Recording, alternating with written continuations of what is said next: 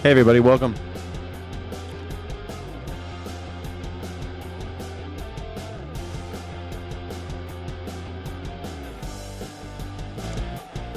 Hey everybody, welcome to the show. My name is Scott Jack Morgan. I'm an independent news and culture commentator and free speech and critical thinking advocate. The number is https://www. No, www. Don't do the w.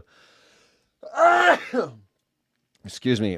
morningsky.live/pyb. Nice. That is it right now. This is the Pick Your Battle show. I hope you're having a great day. And you could call in and pick your own battle, or you could bring your own battle and hang out with me. Good morning, Jake. How you doing? What's the deal and how you feeling? How you doing, everybody? I hope you're having a good day. I hope you're feeling good out there in La La Land. I hope you're having a beautiful day because you're beautiful and you deserve it. You deserve contentment and joy. That you deserve all of the things that people deserve. You're a good person, you know? You support independent media and people like you. And I was on the phone today talking to some people. I tried to call my dementia dad and he didn't answer the phone, but you know, it's kind of hard because, you know, he's got dementia. Like, you might not even know what the phone is, you know. It's kind of what we're going through right now. So it's a whole thing. It's a whole thing, guys. It's a whole thing. I hope you will call in morningsky.live/pyb. I'm going to pin that in the chat. There it is. You're amazing.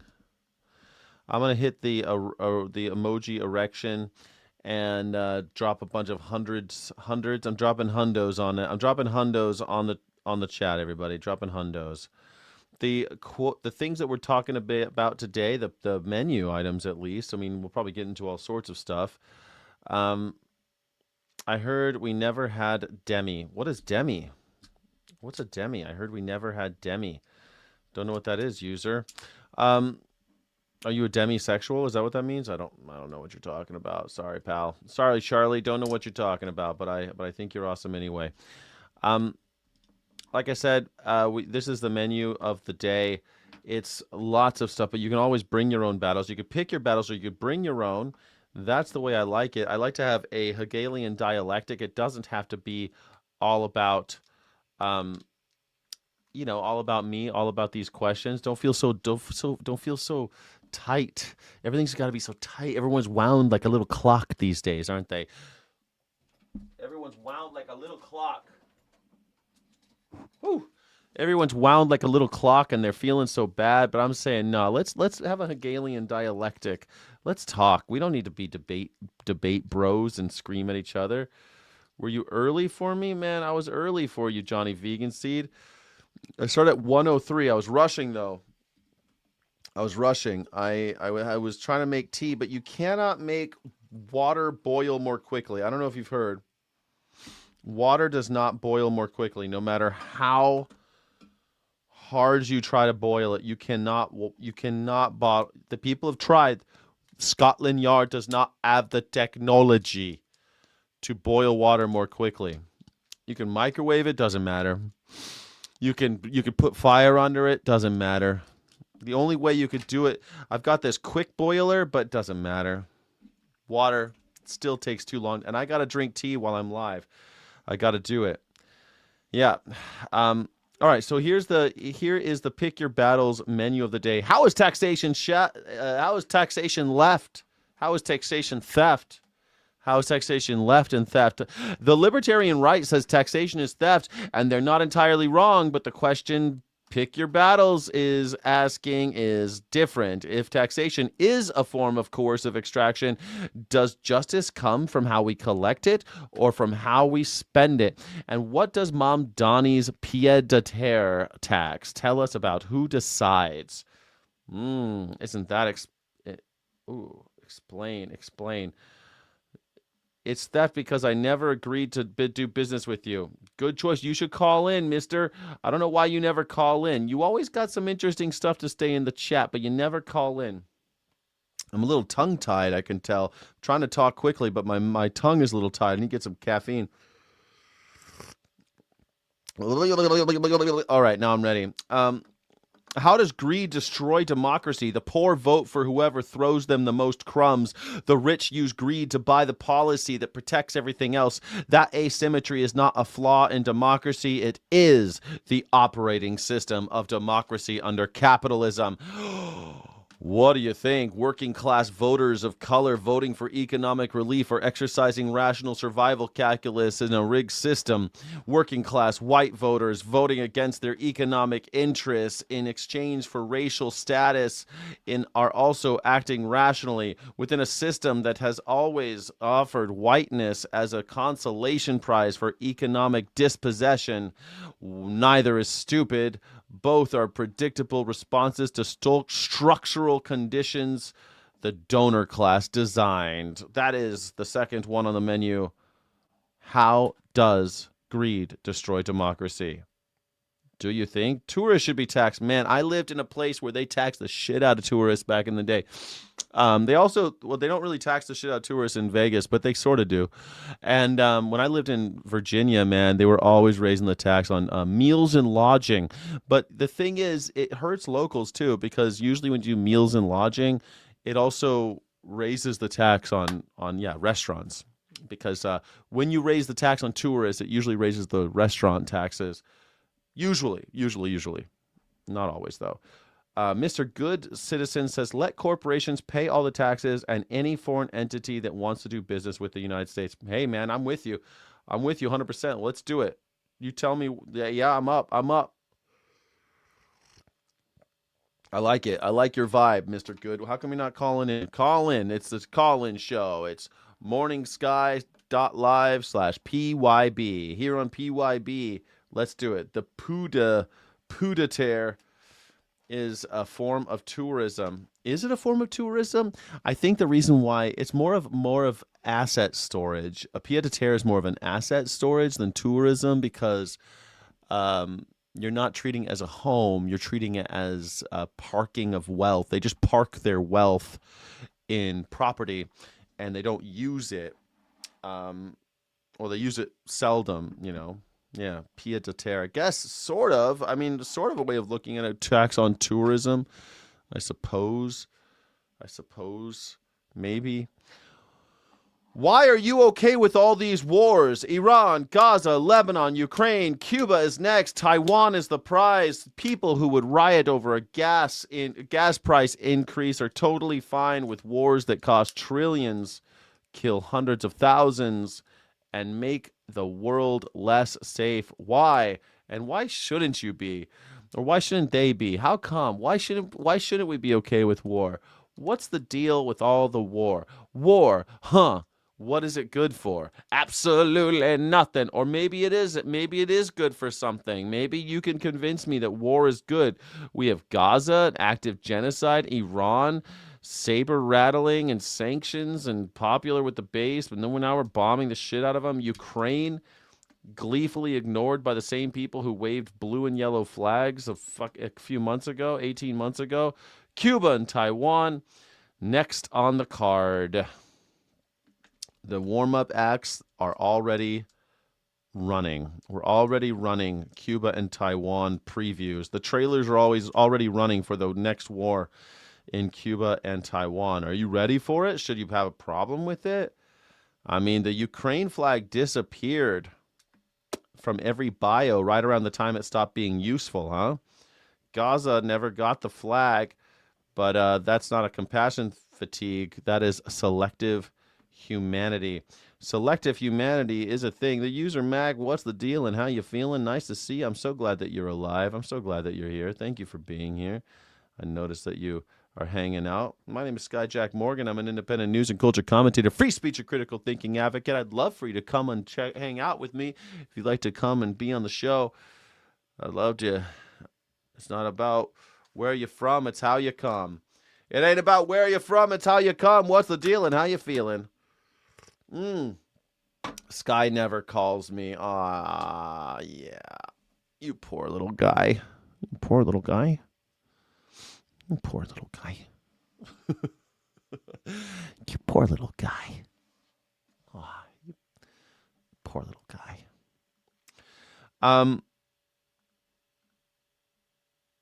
Yeah. When you smoke in a truck and you sleep in the same truck, are you smoking in your bedroom?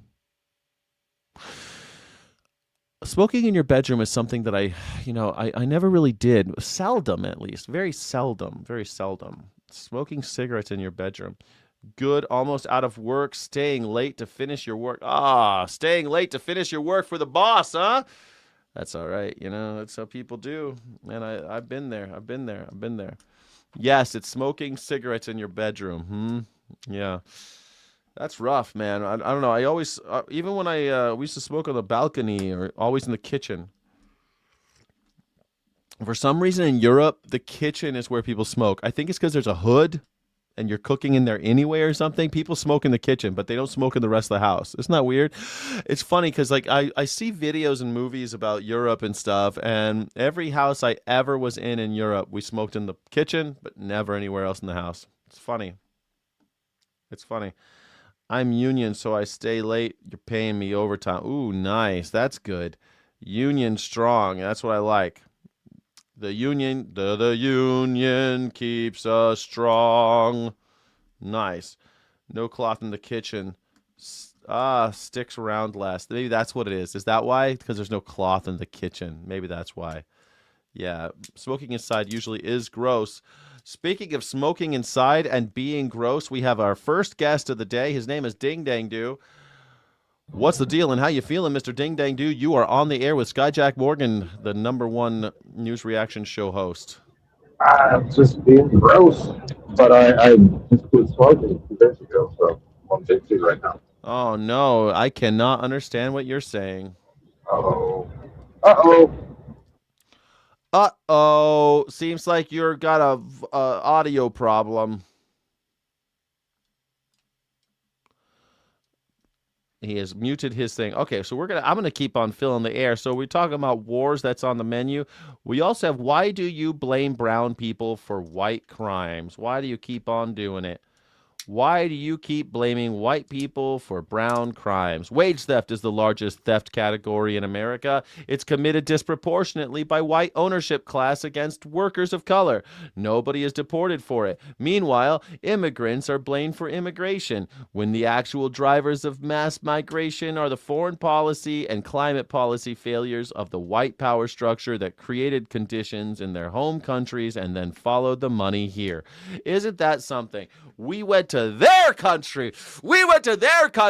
Messed it up, took all the wealth, took all the money, and then we're surprised that the people follow the money we stole back to where it is. Like, here's the thing. Like, if someone went to your house and stole your money, and then they went back home to their house, and you knew where they lived, wouldn't you go knock on the door and ask it your money back? If they stole everything in your house and you had to go and you knew where they lived, wouldn't you go? I think I would. I'd be like, hello?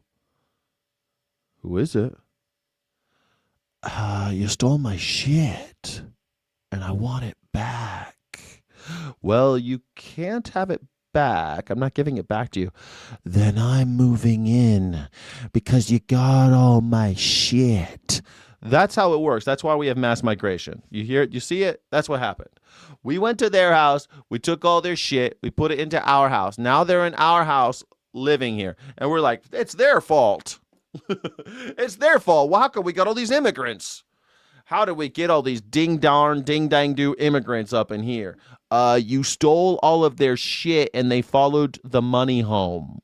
That's it. That's it. That's all it is.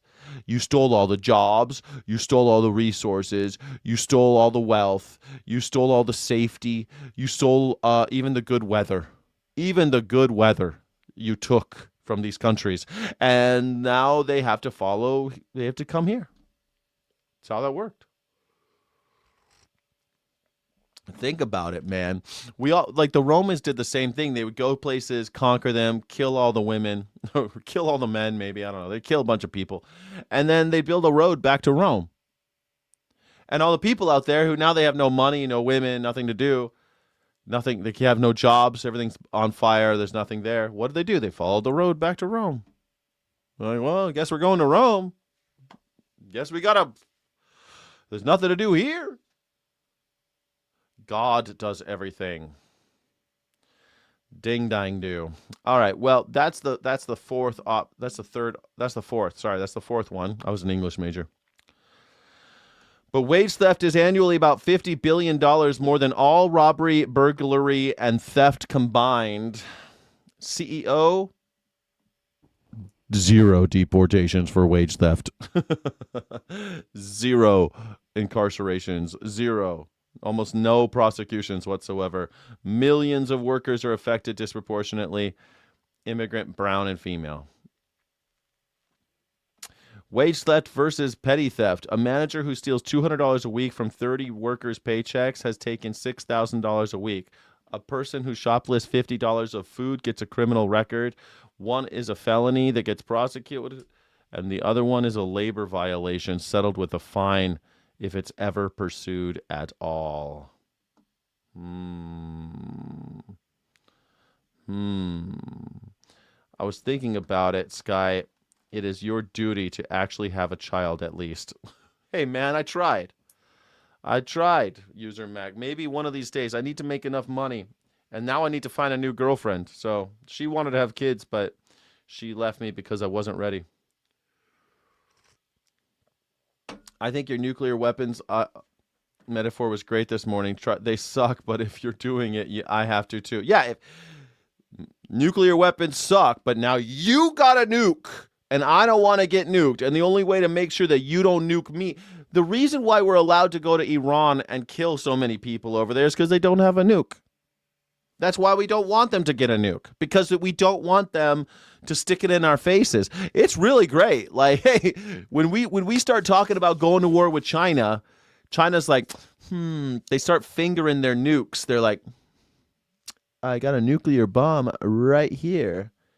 Have you seen a nuclear bomb before? Do you know what these do? We haven't dropped one on anybody yet. We're getting itchy trigger fingers. And all of a sudden, America's like, yeah, we don't want to go to war with China. Let's do business. Let's make, how you say, como se dice business. Let's make a como se dice business. A business.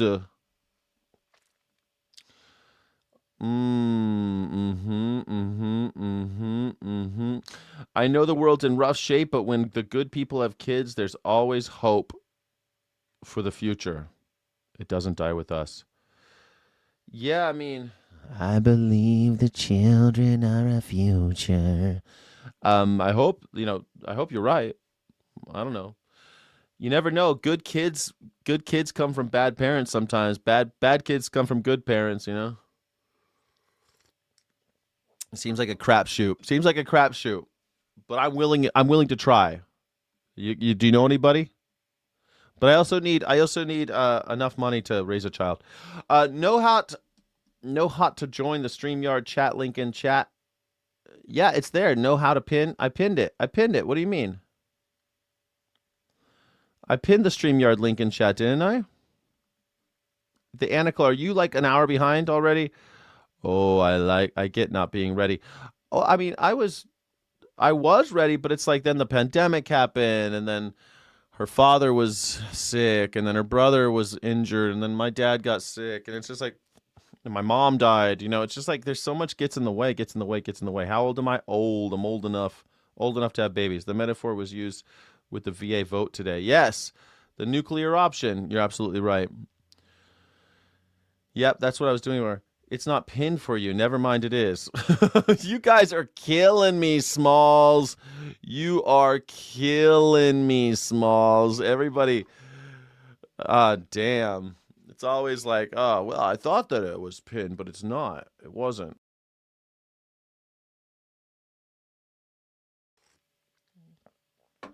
Oh my OMG, so I'm sorry, Sky. Break me bad when my mom's time comes. Man, I'm telling you, I I hope that when your mother dies, that you see it coming. I hope that she's sick for a very short amount of time, and you're able to say goodbye. I hope it's quick, relatively painless, and that you have the chance to say goodbye. That's the best you could do. I hope to die. I just want to fall over one day, like my mom did. Us old guys need some help sometimes. Man, I'm telling you. Dude, Ding Dang Do is in the chat. Ding Dang Do, you up? How you doing? Ding Dang Do, you are on the air. Ding Dang Do it. Ding Dang Do it. Calling in. Calling in. Ding Dang Do it. Mm-hmm. Oh, well. Still can't see. I see her about every day, luckily, or close to every day. That's great. Um, I saw my mother when I moved back to California. I was having dinner with her once a week, because we were close again and we were making up for lost time and we were seeing each other a lot. And then the pandemic happened and I couldn't see her and I couldn't, it was messed up because I worked. I was I was high risk. Oh, hey, there you go, Ding Dang Do. Are you there? Hello. That was a lot. Let me know in the chat when you're ready. I was I was in the what was I saying? Oh, I was an essential worker, so I was high risk and she was old, so she was high risk. So I didn't get to see my mother and then I got to see her but we couldn't even hug. We saw each other a couple times during the pandemic and then she died. And it was out of nowhere, out of the blue. Yeah. Oh man, I'm a black fella. I collect coffee mugs. That's fun. That's fun. You should come on the show. Tell me about your coffee cup collection. Trump just tacoed again, extended the ceasefire. Yeah, man. What did you not see that coming? Trump is a coward. He's an embarrassment for America. What's he going to do? Close the Strait of Hormuz again? He just found out what the Strait of Hormuz is. He just found out the word straight is not Straight. He just found out that it's spelt differently. The Strait of Hormuz. Do you remember he was putting quotes around it? The Strait of Hormuz because he fucking couldn't spell it. Do you remember that? Straight is the path to heaven, and no rich man shall pass through its gates. Yeah, let Trump talk about it for sure. Yeah, I mean, come on, bro. Let's face it. It's ridiculous, this guy, this chump, Donald Trump. Why do we still even allow it? Why do we even joke about this anymore? Like, are we surprised? This piece of trash. The ceasefire. Trump says U.S. is extending ceasefire while awaiting proposal from Iran. I'm still waiting. I'm waiting for her to call. I keep asking her for her to call, but she never calls. I try to get her to call, but she doesn't call. Iran, I'm waiting for your call. Ring me up. U.S. military pushes for boost in 2027 spending on drones and air defenses used in Iran war. That's what we need. We just need to throw more money at this problem, guys. Don't you realize that the military is just underfunded? That's the problem. We just don't have enough money. Hope that things are just get money. Hope things get as well as they can get for you, Sky. Thank you, Senek. I'm out here trying. When my mom died, I decided that I was gonna stop working for assholes. I'm gonna try to work for myself for as long as I can. Since she's died, I've still worked for a few assholes, but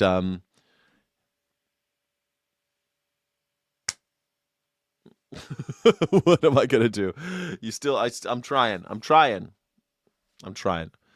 I've had 3 jobs since my mom left the earth and I left the industry, and they've all been well, four, I guess, four. But I do like contract work. Try not to. I'm trying to do just YouTube though now, just streaming. Yeah, got to stay mad and pretend the president will change anything. Yeah, got to stay mad. Wages haven't been fair in 50 years. People are mad at Trump.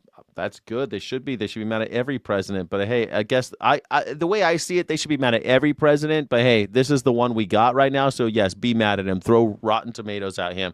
Throw rotten cabbage at him. Do it. Do it. Do it. Yeah, I mean, now complaining about the sitting president is pure Americana. Fair enough. Yeah, but I mean, you should always be complaining about the people in power. They suck.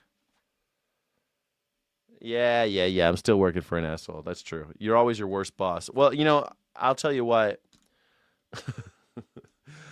I'd rather work for just the one asshole, just this one asshole. I'd rather work for this asshole. I guess that's right. You're right. You're absolutely right. A lot of people are their worst boss. I am probably my worst boss, but at least when I abuse myself, I'll be cashing the checks. And those checks might be smaller, but at least they're for me. And before, it was always for somebody else, always making some other asshole rich. My whole life, always making some other asshole rich. And let me tell you, I'm sick of making other assholes rich. I'm still poor. But if I could, to live wisely is to keep death by our side, appreciating each precious moment and finding peace with the impermanent nature of life. Man, I tell you what, I think about that all the time. I think about, man, am I using every moment? But then I get anxious about, am I using every moment to the proper extent that I should be? Should I feel guilty that I'm not working on every single second? That's why I'm a workaholic, man. And the Lion King is unfit. If the Lion King is unfit and incompetent and demonstrates daily that he's mentally declining, yeah, I mean he's ridiculous. You should come on the show and talk about it. Come on the show and talk about it, Pat Herskind. I'd love to talk to you about it.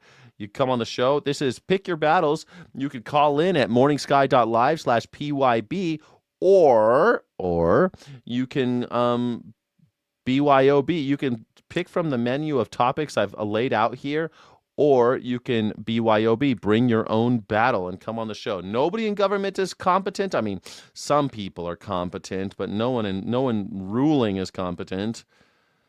Trump's approval on economy falls in AP NORC poll showing new warning signs for president. Oh no. Man, flu vaccine is no longer mandated for U.S. troops. Oh, shit. The flu vaccine is no longer mandated. That's rad. Rad. That's great. I think that's wonderful. It's nothing like putting a bunch of men in a room together who are sick. Some of them, one gets sick, they all get sick. No big deal. World War One, they think the flu killed millions during World War One. The flu might have killed more people than bullets in World War One. But hey, who cares about all that, right? World War One was so long ago. The flu's not a killer anymore, right? Let's find out really fast.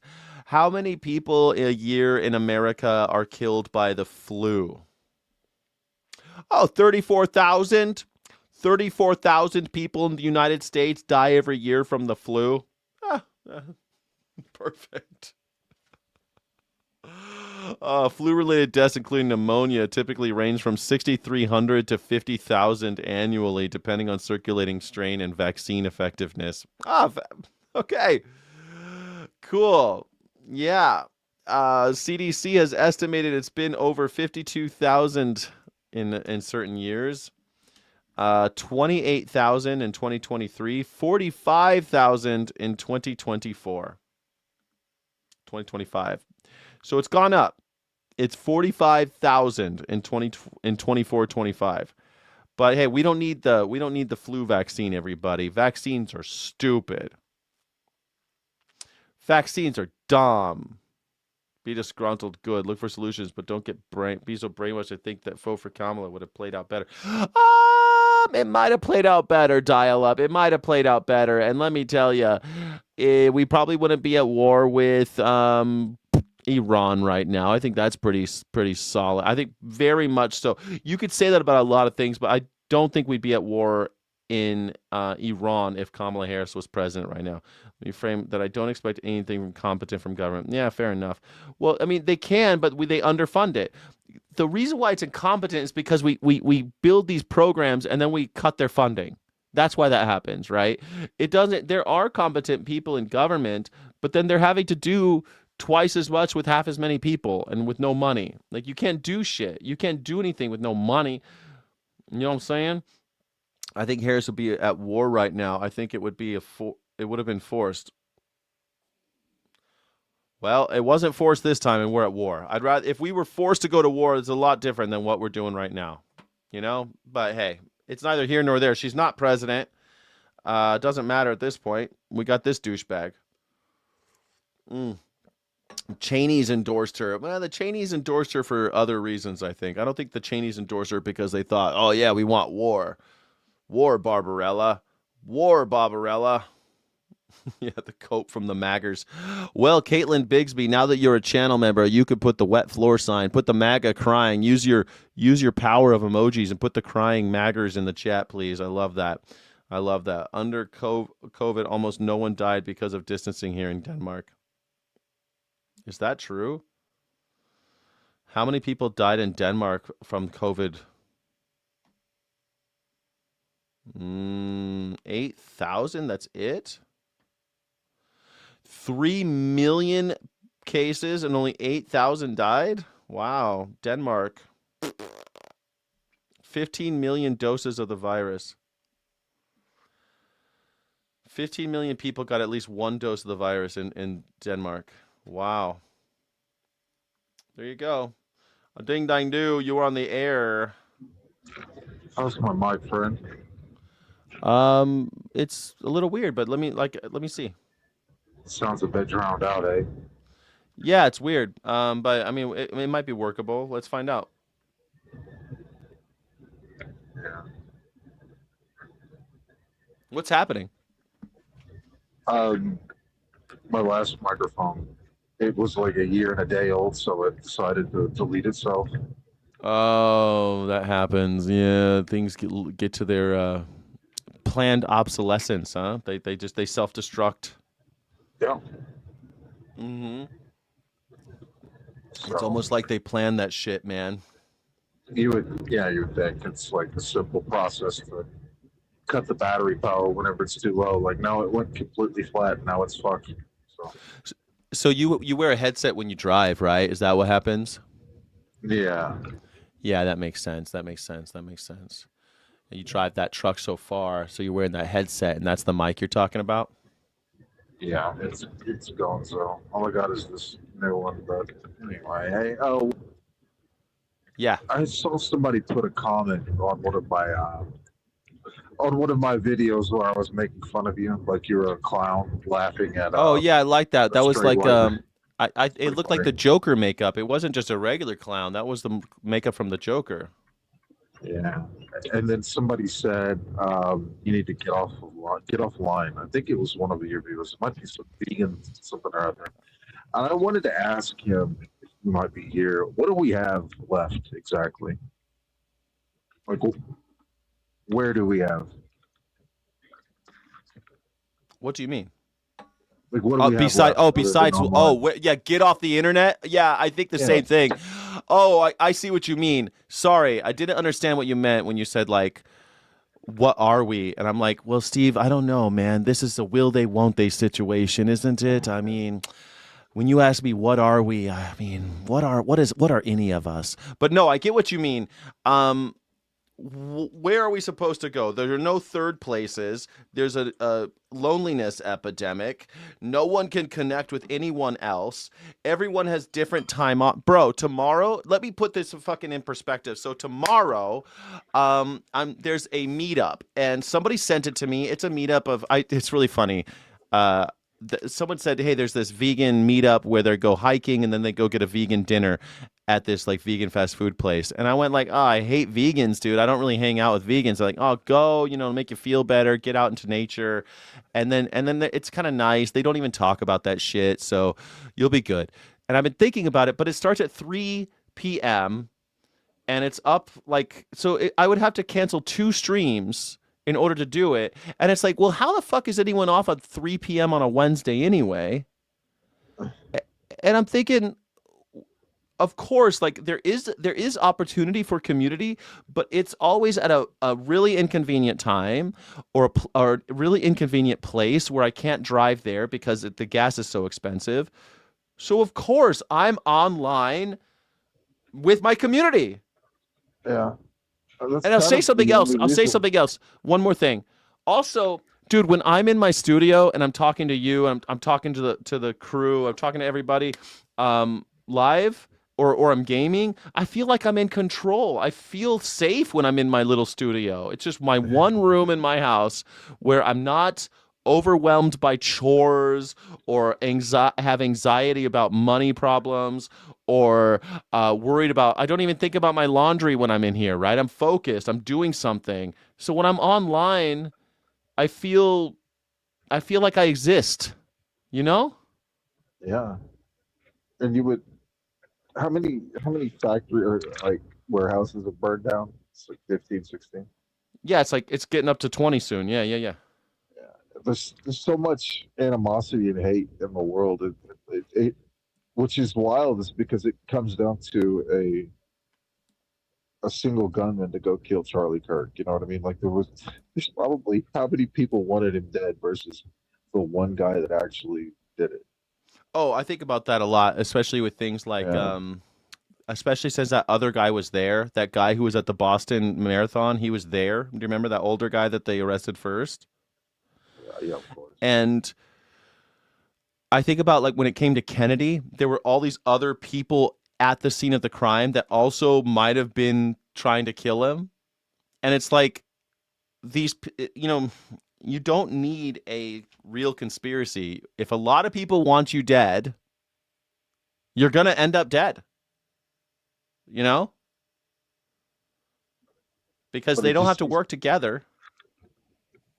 that our atomization is to their benefit, to the establishment's benefit as well, because there's nobody out here. Like That's right. you had criticism of the tactics that the people trying to steal those beagles were using, right? But you don't have any way to actually, make your own little coalition of vegans to go snatch them up. You're powerless because they have the big megaphone and you don't. Um yeah, also I am uncomfortable with using cult tactics to like maybe my principles there preclude me from doing that type of work, right? Um like I'm not going to lie to people, and I feel like the people who organize for DXC they do lie to people. Um, if you want to go rescue beagles, that's awesome, but I feel like you should be prepared for bullets and rubber bullets and billy clubs and tear gas and bear spray, right? You should be prepared for all that. You're going to war, and yet, hmm, I guess it's funny. He's so much hate, hate speaker. That's funny. Maybe you could change your name from love speaker of Sargon. Well, that's ultimately the goal. Is the person preaching the maximum amount of love is called a hater, and the person who wanted the best for society was, treated as if he was the ultimate evil. That's the left right dynamic. That's how they do their thing. The Sargon of God, if you know anything about him, he's a really good dude. I read a little bit. I don't Yeah, you know read his enough. Wikipedia. Yeah, you know everything about him. Don't worry about it. You're good. I don't know enough to talk about it intelligently, so I'm gonna try to dodge that for now.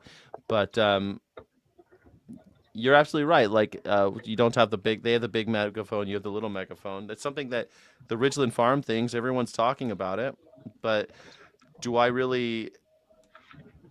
It's not about the tactic, actually. Although I could disagree with the theory of change, I disagree more with the lying and dishonesty. That bothers me more. Do you know what I'm saying? Does that make sense? Well, no, I don't. Maybe if well, no, no, I hate leftists. I hate left-wings. So no, I think if lying and dishonesty actually matter to you, it would matter to you wherever it pops its head up. So It bothers it's me just sort of everywhere. like it didn't. In this case, it bothers me. I agree with I agree with what they're doing, but I disagree with their methods of organization. So isn't that fair? Because I disagree with lying to people about it not being illegal or whatever. I suppose, but I mean, it's just sort of like your flavor. It's your flavor of laws or particular your brand deal. Maybe I don't know. I don't see how a leftist can ever say they value truth or justice when everything they do upends those purposes. So I don't trust you when I say I think it's I think you'd rather be the one holding that whip hand than it just not being used or whatever. So I don't trust you essentially. Well, I don't want to hold the whip hand. That's why. I mean, when I worked in management, I was always the type of person that tried to stand between my directors and the bosses and the staff, and I paid dearly for it often. So I don't know. I feel like I could prove it if I could usher out all the people who have ever worked for me, and and the people who text me still and say, you're the only, because they go out and they get other jobs and they're like, you were the only manager who cared about us. You're the only person who ever stuck up for me. I get texts like that every once in a while, and it makes me feel good, but also makes me feel really sad. So it's it's an issue. But back to what you're saying, like, where else are we supposed to go then online? We're atomized, exactly, and I don't know where else we're supposed to go. And at least, like, when I see your stuff, like, I don't know, people. I think most people are offended if, like, you posted a video of me as a clown, and I just thought it was funny. But I've got thick skin. Um, Yeah. but but others would be very offended, and you could understand with someone wanting to stick up for me, don't you?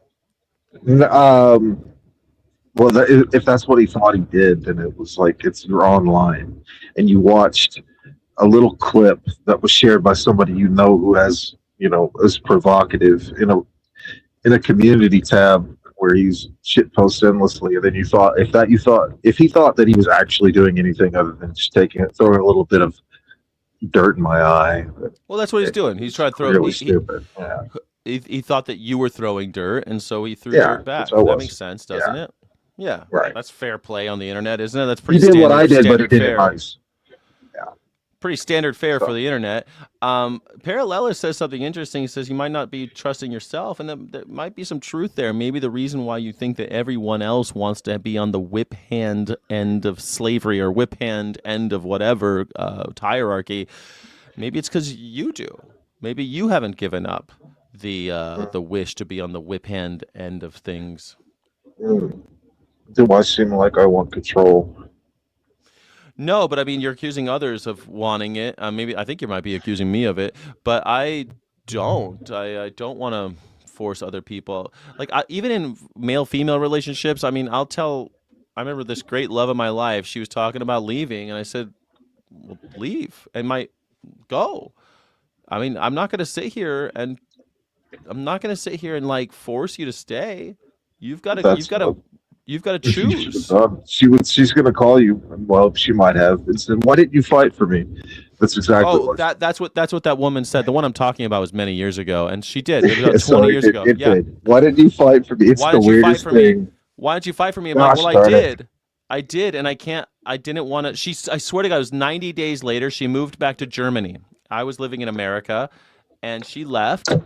We were already meeting with lawyers to get married and stuff, and try to get her to stay and stuff. and Oh, she got homesick, and she said she wanted to be home with her family. And I'm like, well, I'm at university now. Like, I'm on a path. I can't quit this. She's the only ex I still talk to. By the way, this is the only woman who's my ex I still talk to, I love and women so much, man. I really do. They never cease to amaze me with their silliness, but they you cannot live without them. Seriously.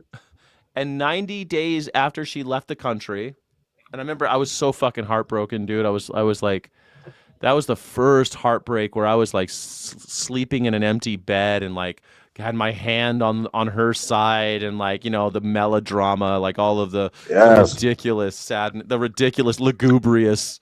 Um, but what I was going to say is 90 days later, she called and said that she made a mistake and that she wished that we can come back. And she wasn't the last one. She was the first one. And many times throughout my life, women will say these things. Well, I want to leave. And I'll say, well, I don't want you to, but I need you to want to be in this. And if you don't, then you got to go.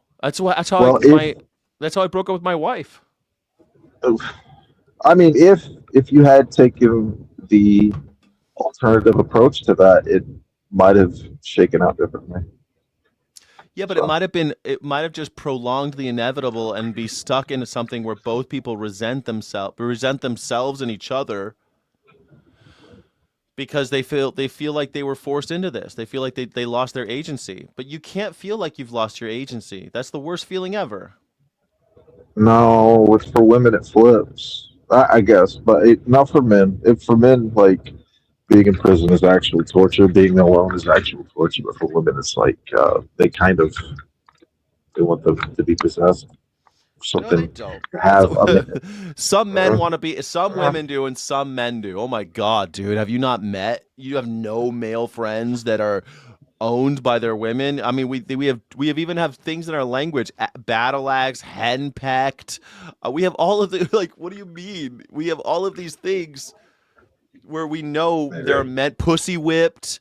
There's so many things where we parallels. have. Could you call him? I'm so sick of you, bro. I'm so sick. I'm gonna kiss him. He's he's always blaming me. Yeah, I get it. Yeah, I see what you're saying this time. Maybe I'm I just always saying talk in absolutes, and there, I'm frequently wrong. there's Wrong. men and women who want to be owned or want to give away their autonomy. But that's not for me, and I don't want to take someone else's autonomy either. That's the key. That's what I'm trying to say. I don't want to take somebody else's autonomy. Okay, but did you not give her the autonomy over like the last couple weeks here? You've given her away your autonomy when she left you. Yes, Yeah, I she's been guess so. dictating. So I mean, there's obviously some portion of that. Whenever there's a union, there is. It's Yeah, not that you're always in leading like a dog on a leash. It's like it's a dance, a a time. dance. Yep. Yeah. That's that Right? in the best scenario. In the best scenario, yes. But sometimes it is.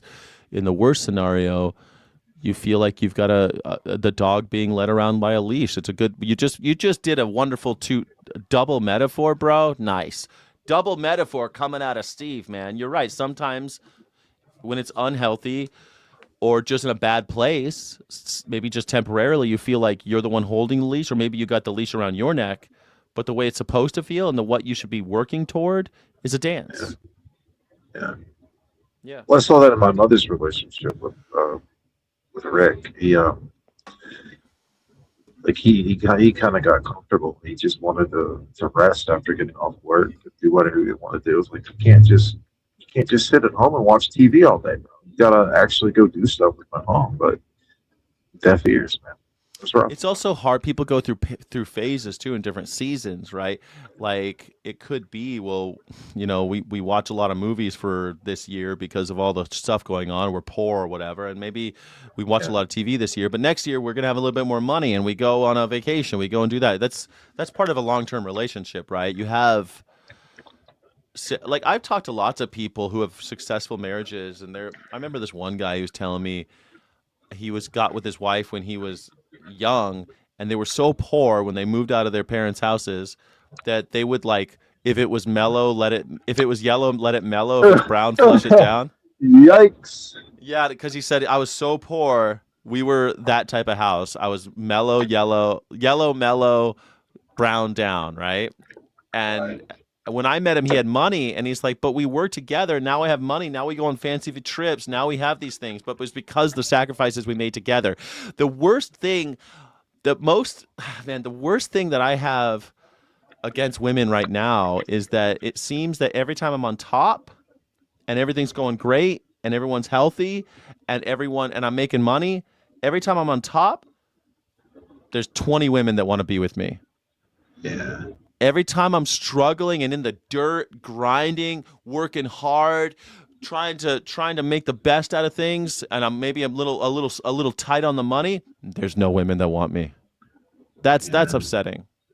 You're a good-looking guy, though. There's not a shot that a woman doesn't have her eye on you right now, bro. Yeah, but I So, don't go outside as much as I used to, so it's a little hard. But yeah, finally agree with you. Tom finally agreed. That's what got you. Yeah. What topic is hate speaker battling about? The user says fact. I'm getting a lot of facts on that one. There's something about that. That's the only man. That is a feeling I've had for a long time that really bothers me. Is that when shit's going bad,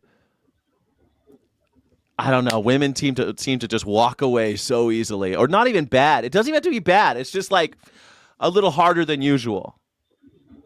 yeah. It's so easy for them to walk away because they got parents, they got wife, they got sorry, they got parents, they've got friends that will take care of them. As a man, I feel like no one's fucking taking care of me. I'm out here alone. Well, yeah, yeah. If I All you got is fall, me, Sky. no one's gonna pick me up, huh? All you got is me, baby. That's All I it. You got is just got you. me. It's it.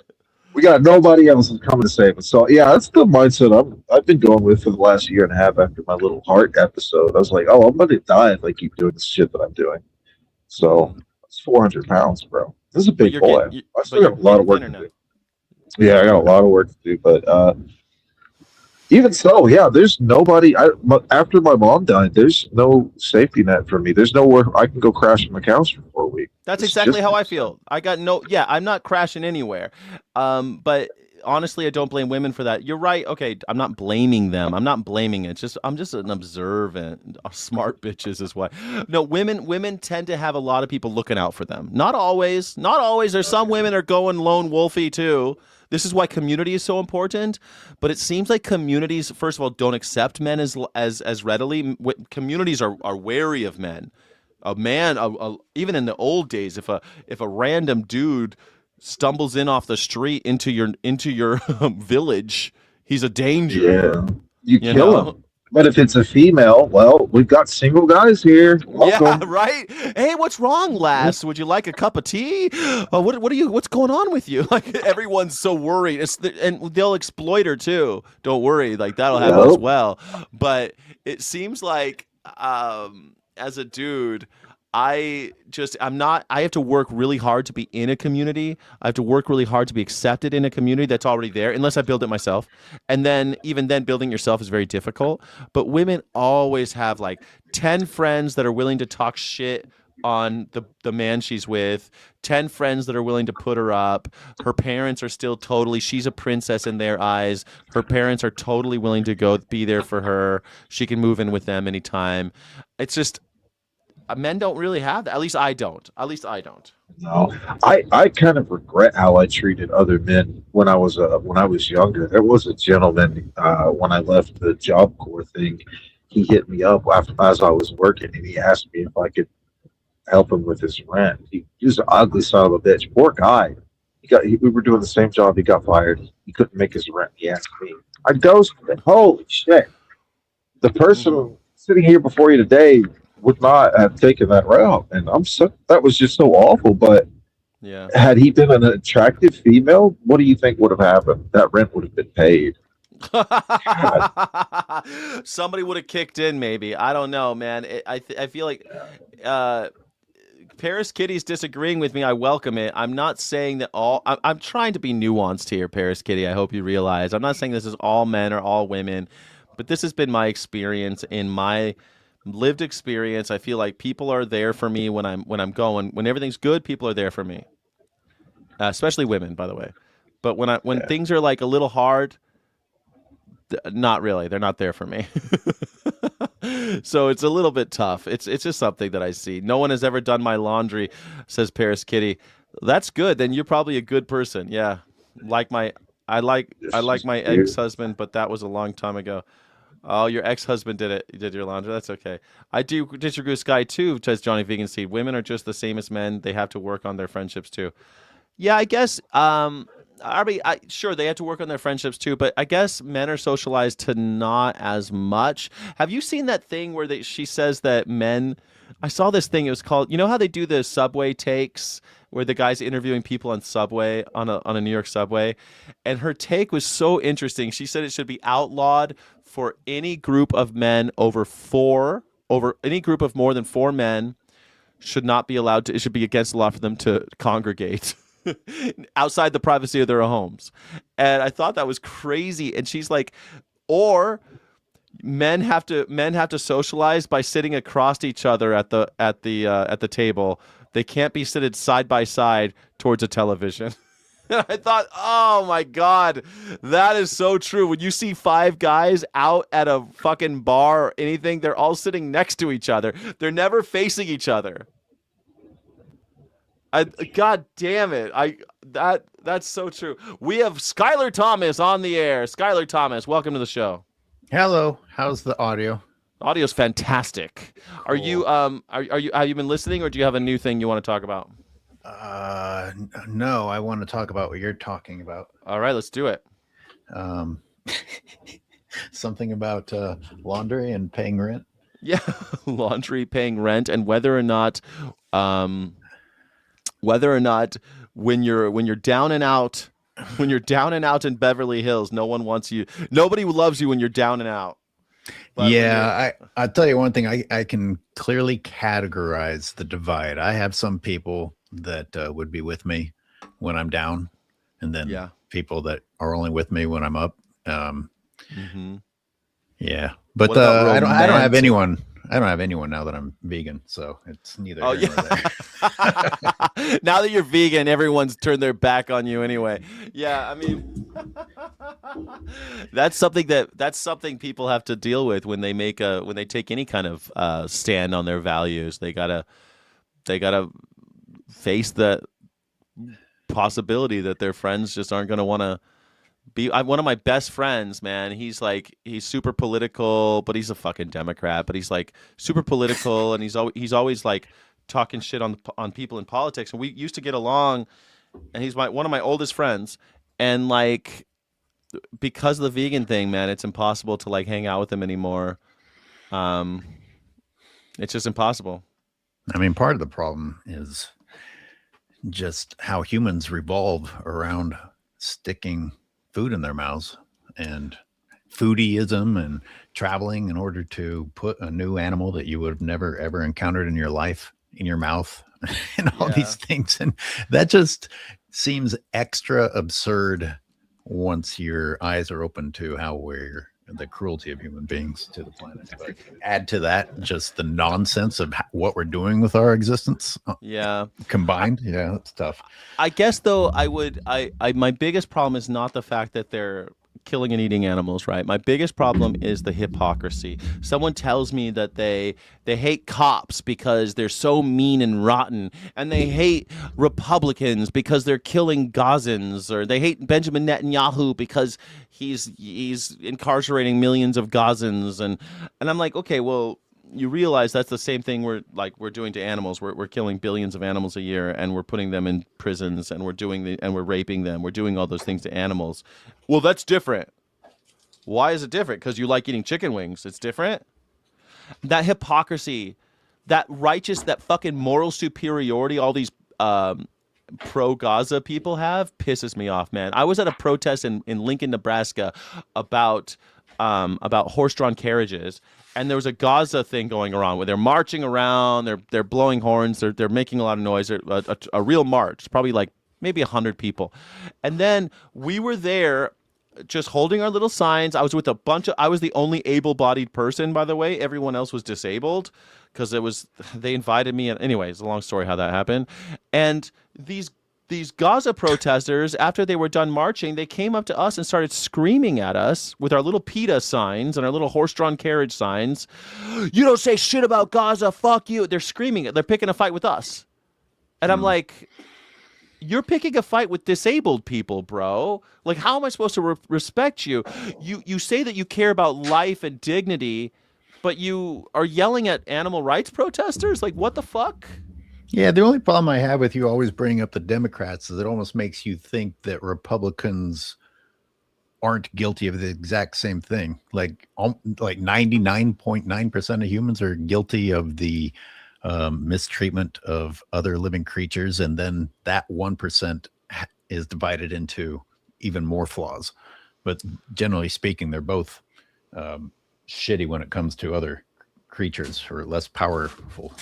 Yeah, but why do you think? Because I say something about the Democrats. My problem is that the Democrats are hypocrites. The Republicans aren't the ones going like, "Oh, we're so against the war in Gaza."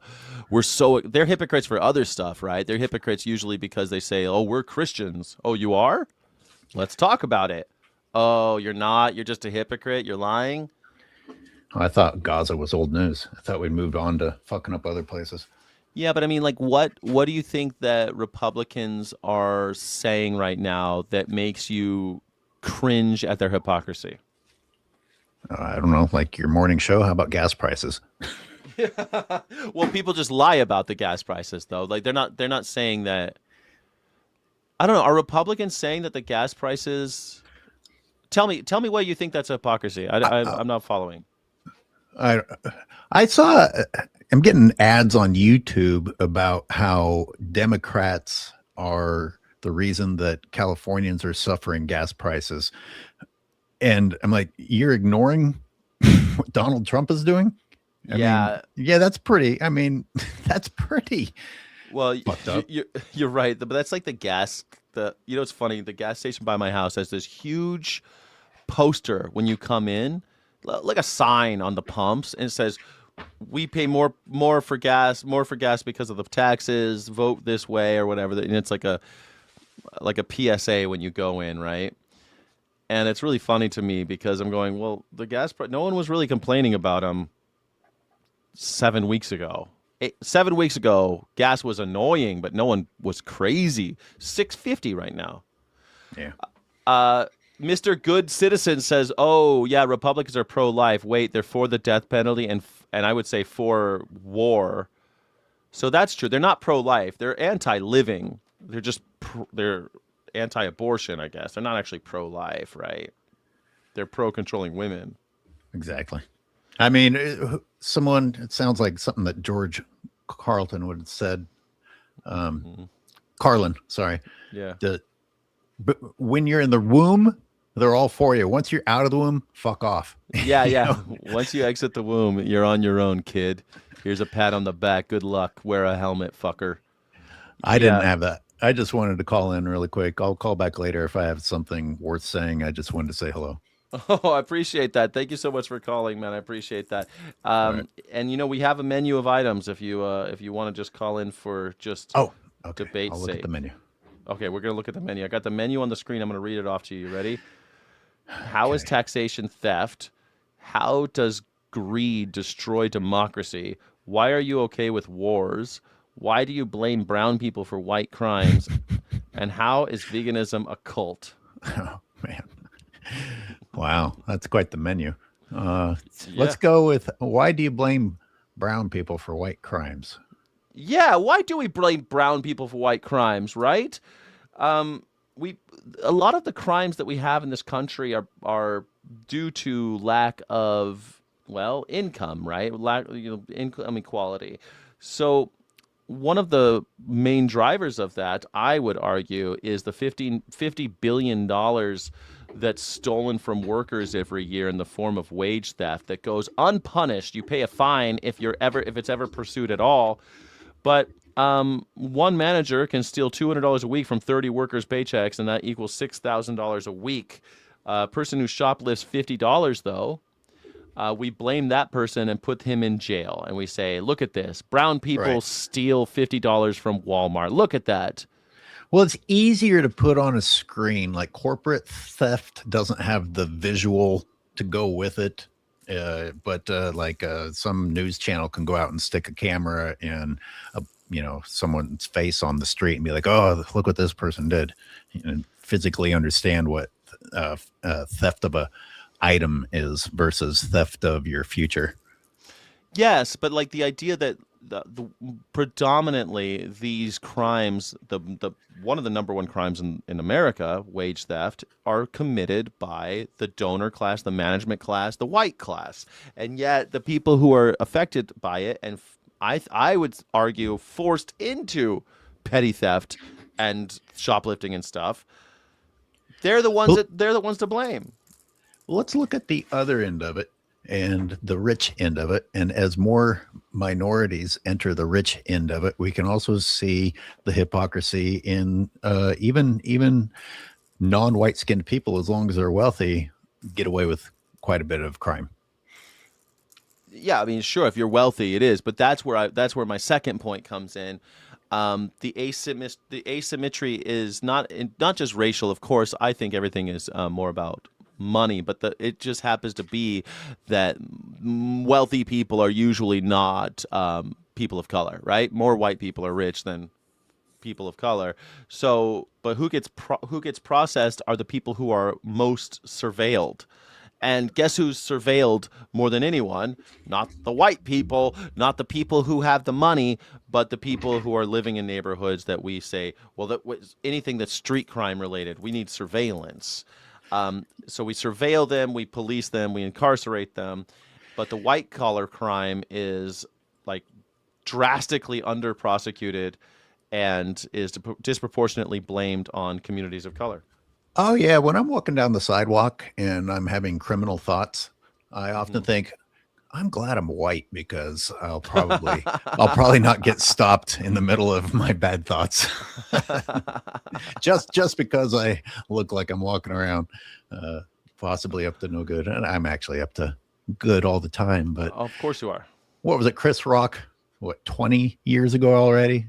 Who said somebody who said, if you sitting around saying, I wish I was black, or I wish I had the advantages of a black person, just turn the situation into getting pulled over and see if you feel the same way. Well, now having said that, my black best friend got away with more while he was drinking and driving than I ever did. So, did you get caught? Are you holding a Dewey? Did you have a Dewey? No, I was never had a Dewey, but I've been in the passenger seat when he was fucking loaded, and I was like, how in the hell are you getting off right now? Well, but the cops never caught him. No, well, they could have. We were pulled over.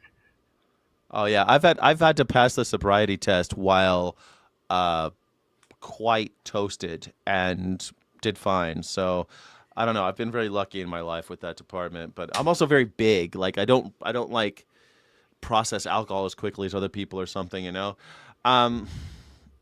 I guess, or maybe it's just I'm white and I get away with it. I don't think so though. But I guess like it's always a grass is always greener thing. I remember sometimes you kind of wish you were a black dude because of, different things. You could be accepted in certain communities. Sometimes black people want to be white. Sometimes guys want to be girls. Sometimes girls want to be guys. But you don't really want to be, right? You just kind of you like to fantasize about it, I think. It's a grass is always greener situation. Right. Sometimes I wish I was European, but if I was European, I wouldn't be me. I like. Do you actually want to be European, or do you just want to be living in Europe? I think when I was younger, I wish that I was European, but I mean, I'm too American. I'm too middle fingers out. I'm too elbows out. I mean, I think I'm I don't know. I used to, for sure. Yeah, I used to want to be a German citizen. I used to want to. I had dreams about being a citizen of the world and all of that fun stuff, right? I mean, I was traveling and hitchhiking and doing all this crazy shit. So I wished I did, but now I'm really glad that I didn't go down that road because I'm not European. And if I was raised in Europe, I'd be a totally different person. Well, you wouldn't have been odd for doing those things. That nomadic lifestyle you were talking about, that's fairly rare for Americans to dip into It that is. and experience it. But you go to Europe and you're just running into other people that are all doing it. And it's part of youth. And like, especially the Australians are like, yeah, I'm heading home in like 3 years.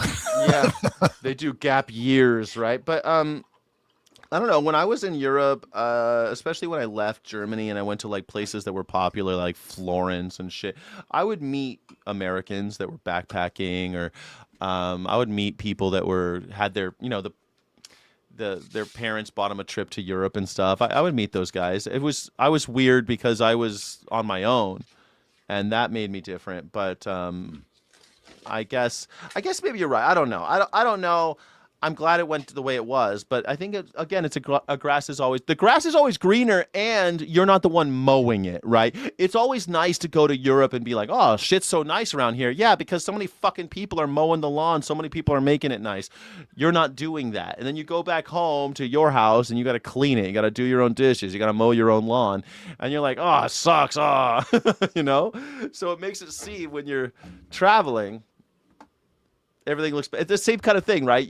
Some people every once in a while it might be nice to be a black dude, but then you think about, yeah, but if you get pulled over by the cops, remember that time I got pulled over? I got pulled over on Halloween night once, okay, and I was sitting in the car with a white dude, my friend, and this motherfucker, dude, I'm sitting. I'm not driving. I'm in the passenger seat. He opens up the glove box, okay, with the two cops, of course, like they always do. It's nighttime. They got the lights in my face. He opens it up in the truck, and there's a gun in there. The gun kind of pops off it, like, because there's so much shit, it kind of falls between my legs. And of course, I don't know what it is right away. So I start to reach for it. It's not a gun. It's like a paintball gun style thing, but it looks like a pistol. And I see the first thing I noticed, it's like slow motion. I saw the flashlight of the cop that's closest to me kind of move, like he's like I just saw it move, and it was like frantic movement from the light, and then he had a gun out and was pointing it at me. And I think if I were a black dude, would I be alive right now? You know? Are you still with me? Skylar Thomas has left the building. I'm alone. Okay, cool. I'm alone. I'm talking to myself, but I still got you, dear. You are not. You're not alone. I don't know why it couldn't hear me. I can hear you now. Yeah. So I was a little shocked by the fact that he pulled the gun. He pulled the gun. Yeah, he pulled it. Well, there was a gun. The cop pulled his gun, pointed at my face, and I immediately put my hands up. They pulled us out, sat us down. And they were angry at us, but it wasn't mine. I didn't know it was there. My friend, I'm still fucking pissed at him for having that in the goddamn glove box. What the fuck are you doing? But I'm here today. That's because he was black, right? That there was a gun there. No, he's white. We're both white. Do you think I'd be alive today? I mean, I think I might not be here today if I were. I would at least agree that the odds are probably greater that you are here today because you're white. I know, that's what I mean. And probably a lot of stuff that I don't even remember. That was like a dramatic thing that happened, but there was probably a bunch of other stuff that happened in my life that could have don't even register for me. But still, it seems like it'd be nice to be a black dude sometimes when I'm at a party and all the girls are talking to the black guy or something. I don't know. Or like, I remember when I lived in Germany and one of my closest friends was a black guy. His name was Ricky Gray. And he, and everyone in Germany thought he was so exotic. And they all American, big, tall American black guy. And they all were so turned on by this guy. Like, I don't know. They all thought he was so cool. I thought I was a little jealous. Yeah. You know what? You make me think. Any feelings of maybe wanting to be someone else or a different race was definitely associated with youth when you're like, maybe you weren't getting the action from women that you were hoping to. Or just some attention, right? Some attention that you didn't think. But then when he would tell me stories about how his military days and like what it was like growing up in the ghetto and stuff, he would tell me shit that I was like, I couldn't believe, his cousin got murdered, and they found his cousin in a dumpster. And I'm like, yeah, Wow. I'm glad I didn't grow up like Ricky. Yeah. You know? Well, I got a lot of good stuff lined up for us tomorrow. I got to get to work right now, though. Cool. All right, we'll have fun. We'll talk to you tomorrow. I'll be on live with Skylar Thomas on the Watching Humans podcast. So please subscribe over there, and we'll have a longer conversation about dogs, and so we're gonna see some men about some dogs and other stuff. Okay. Thanks, Skylar. All right, that was fun. Skylar's the handsome one. He's the handsome one. Yeah. Oh, dang it. I couldn't confront him, but that's fine. He seems like he can handle it. Whatever. Yeah. Whatever. You seem like you're in a bad mood, man. It's the blood sugar situation. Oh. I didn't know you had a blood sugar situation. It's the diet, my guy. There's not enough. There's not a lot of easy carbs. It's all got to ferment. It's rough. But gas stations have apples. When I was on the road and I felt like you're feeling, I would force myself to get a banana or an apple from the gas station. They always have bananas and apples for some reason, or sometimes oranges, depending on where you are. And I would just eat. Man, I remember when I was on the road, I would just like pull over. I'd be like skinning an orange. I'd be eating the orange as fast as I could because I would have those like. I get lightheaded while driving sometimes because I was driving for so long and I wasn't eating right. And so I would just pull over and get some Nevada under pressure. Never under pressure. This is for Jack. I love you, Jack. Thank you, never under pressure. Thank you. Jesus is the answer, not the government, says Jerry. Jerry, why don't you call in and let me know more? Go to Sky, what is it? morningsky.live/PYB. morningsky.live/BYB. With a cop, unless I'm suspected of a crime, you'll never get my ID. Well, they could detain you for investigation, and then well, I don't know. If I'm in a car, I'll usually I'll say, what did I do? And they'll say, you did something. They'll make something up, and then I'll give them my ID. That's what happens. But I don't give them my ID just walking around. You remember the oranges? Yeah. Remember I was eating, when I was on the road, I was eating oranges like mad, dude. Like madness. Every time I went to a hotel, I grabbed a bunch of oranges because like it was hard to keep my blood sugar up when I was in that truck. And every once in a while, when I was super long, I start getting like kind of dizzy, kind of lightheaded. I'd be like, fuck, I'm going to crash this truck. Pull over, eat an orange. But that's how I did it. I don't know if Ding Dang Do agrees, but he's probably been trucking longer than I did. Yeah, bro. I would throw back like 4,000 calories a couple of years back every day, so I never had that. Shit. Yeah, your boy was. Yeah, that was sweet too. Oh yeah, that'll get you. Well, that's good for oranges then. Oranges are sweet as fuck. Once you get off all that processed sugar shit, oranges are so sweet and delicious. You're like, how did I not know? Man, when I got off all the processed sugars and shit, I'd drink a Gatorade and be like, this is sweet as shit. I gotta water this down. Or I'd go like, I'd eat a pear. I'm like, why is this pear so fucking delicious? I've never had a pear so good. And it was because I had like weaned myself off of processed sugars. And all of a sudden, all the fruits in the world tasted amazing. Like bananas were so sweet to me. So I don't know. It's a whole thing. The truck days that seem so long ago, Sky. Oh, I know, Lateral Alice. We got some people in the chat that remember when I was a trucker. Yeah, those were crazy days, man. God, but I saw some beautiful things out there. I miss it sometimes. Right now, I kind of wish I was on the road, to be honest. I kind of wish I was out there. What an opportunity. What a thing to do. Drive across America. What a thing to do. Well, for $1,800, I can drive out there and pick you up for one day, and we'll go and eat a vegan meal Yeah. at a truck stop. And I'll give you a little backstory on it, and yeah, that'll be it. I'll drop you off at the truck stop, and you have to thumb back. You have to hitchhike back home. So. Maybe I should get a CDL, and I'll just start doing long hauls. Or I should just get another job where I travel a lot and just broadcast from the road again, do all my streaming from the road again like I used to. Yeah. That's not a terrible idea. At least you're not stuck with a useless tech job. It's not to be overridden by AI. So. Yeah, I think that I've always been pretty versatile. I always feel maybe it's Dunning-Kruger or something, but I always just feel like I'm a quick study. Like I understand shit a little bit more quickly, and I'm able to just like, oh, you need it. This needs to get done.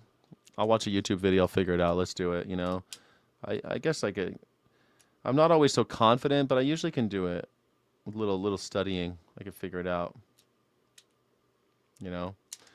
Mr. Good Citizen, there's criteria for detainment. That's true, but they could detain you for investigation. They do it all the time, man. And try getting them on unlawful detainment. Like I was detained unlawfully. I've been detained unlawfully many times by police, and then they throw out my case. I've never been prosecuted. I've never been convicted. But I've been detained a bunch of times. Shouldn't I be suing for unlawful detainment? Good luck, right? Good luck. Yeah. Yeah, there's no reward. Yeah, there's no reward. Yeah, no lawyer will take the case because there's no money. That's it. Nailed it. That's why it's so ubiquitous with cops, because the small shit that they do never gets punished, and there's such a high bar to actually get money out of them. They're allowed to essentially fuck us forever because we're too stupid to actually offer cash rewards for whenever we find something wrong with our government. Yeah, it's funny. When I had the PETA shirt on and the cops would mess with me, I was a bit ballsier because I'd be like, man, you ever heard of this organization? Man, I got a floor of lawyers. Don't worry. I already got legal representation. You got a problem? I'll see you in court. And then they would usually back the fuck off when they realized I knew my rights and that I wasn't taking their shit. I was way ballsier with cops on the road. But these days, I just give them a big berth. I see a cop, I walk to the other side of the street. I stay away from them.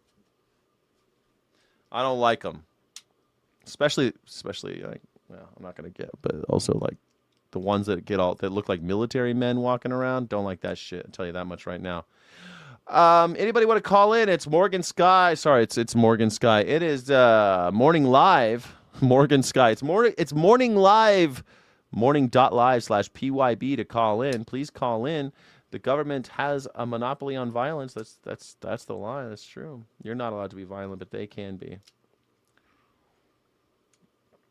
Go ahead and call in. We're running out of time. It'll be about 37 minutes, and then this show is over.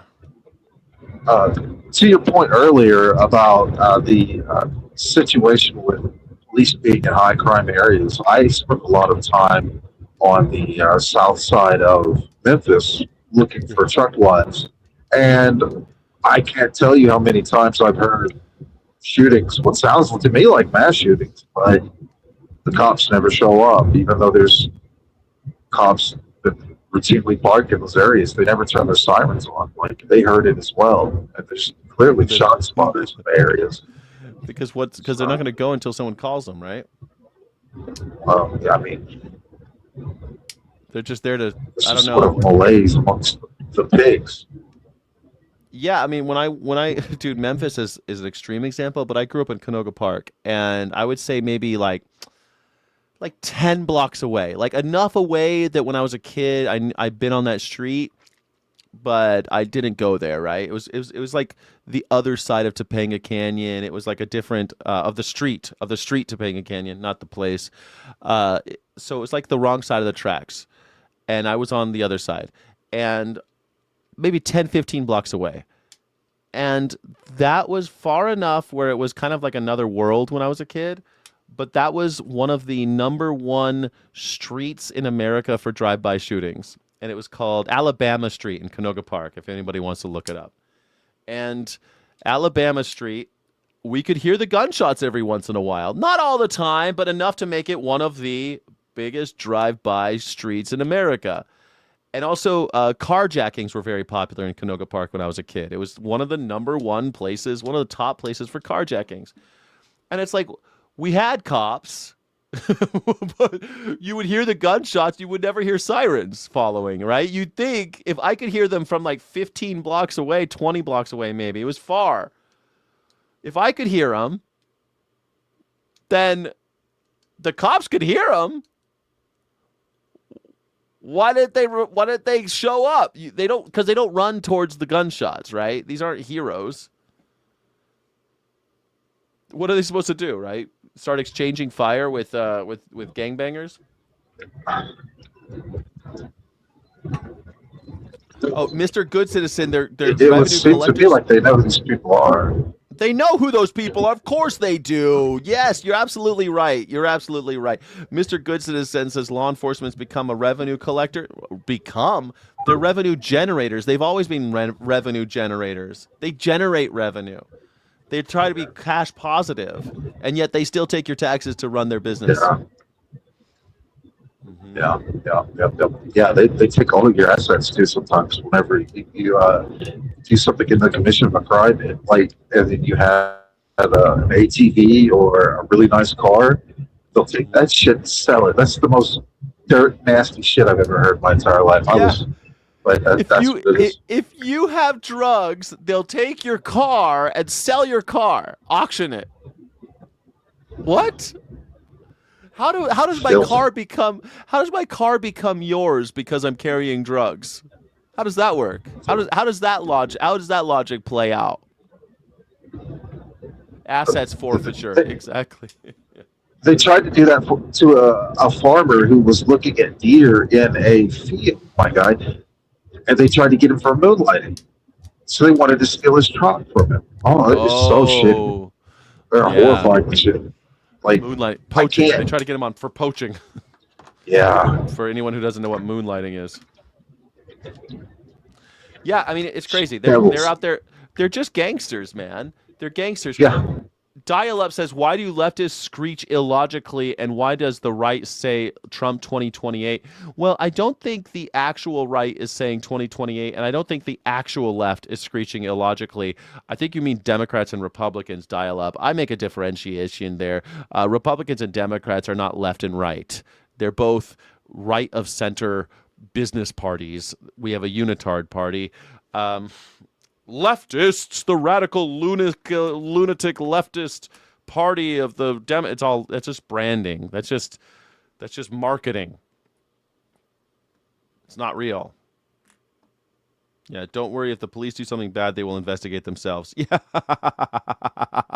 yeah, exactly, the Anacle. Don't worry, the police have a whole department just for that. If they do something wrong, they'll investigate. Trust them. The thin blue line. They're the good guys. They're the good guys. Yes. The fight, what do you mean the fight will be fun? No offense. I like your name, no offense. What does that mean? The fight will be good. What are you talking about?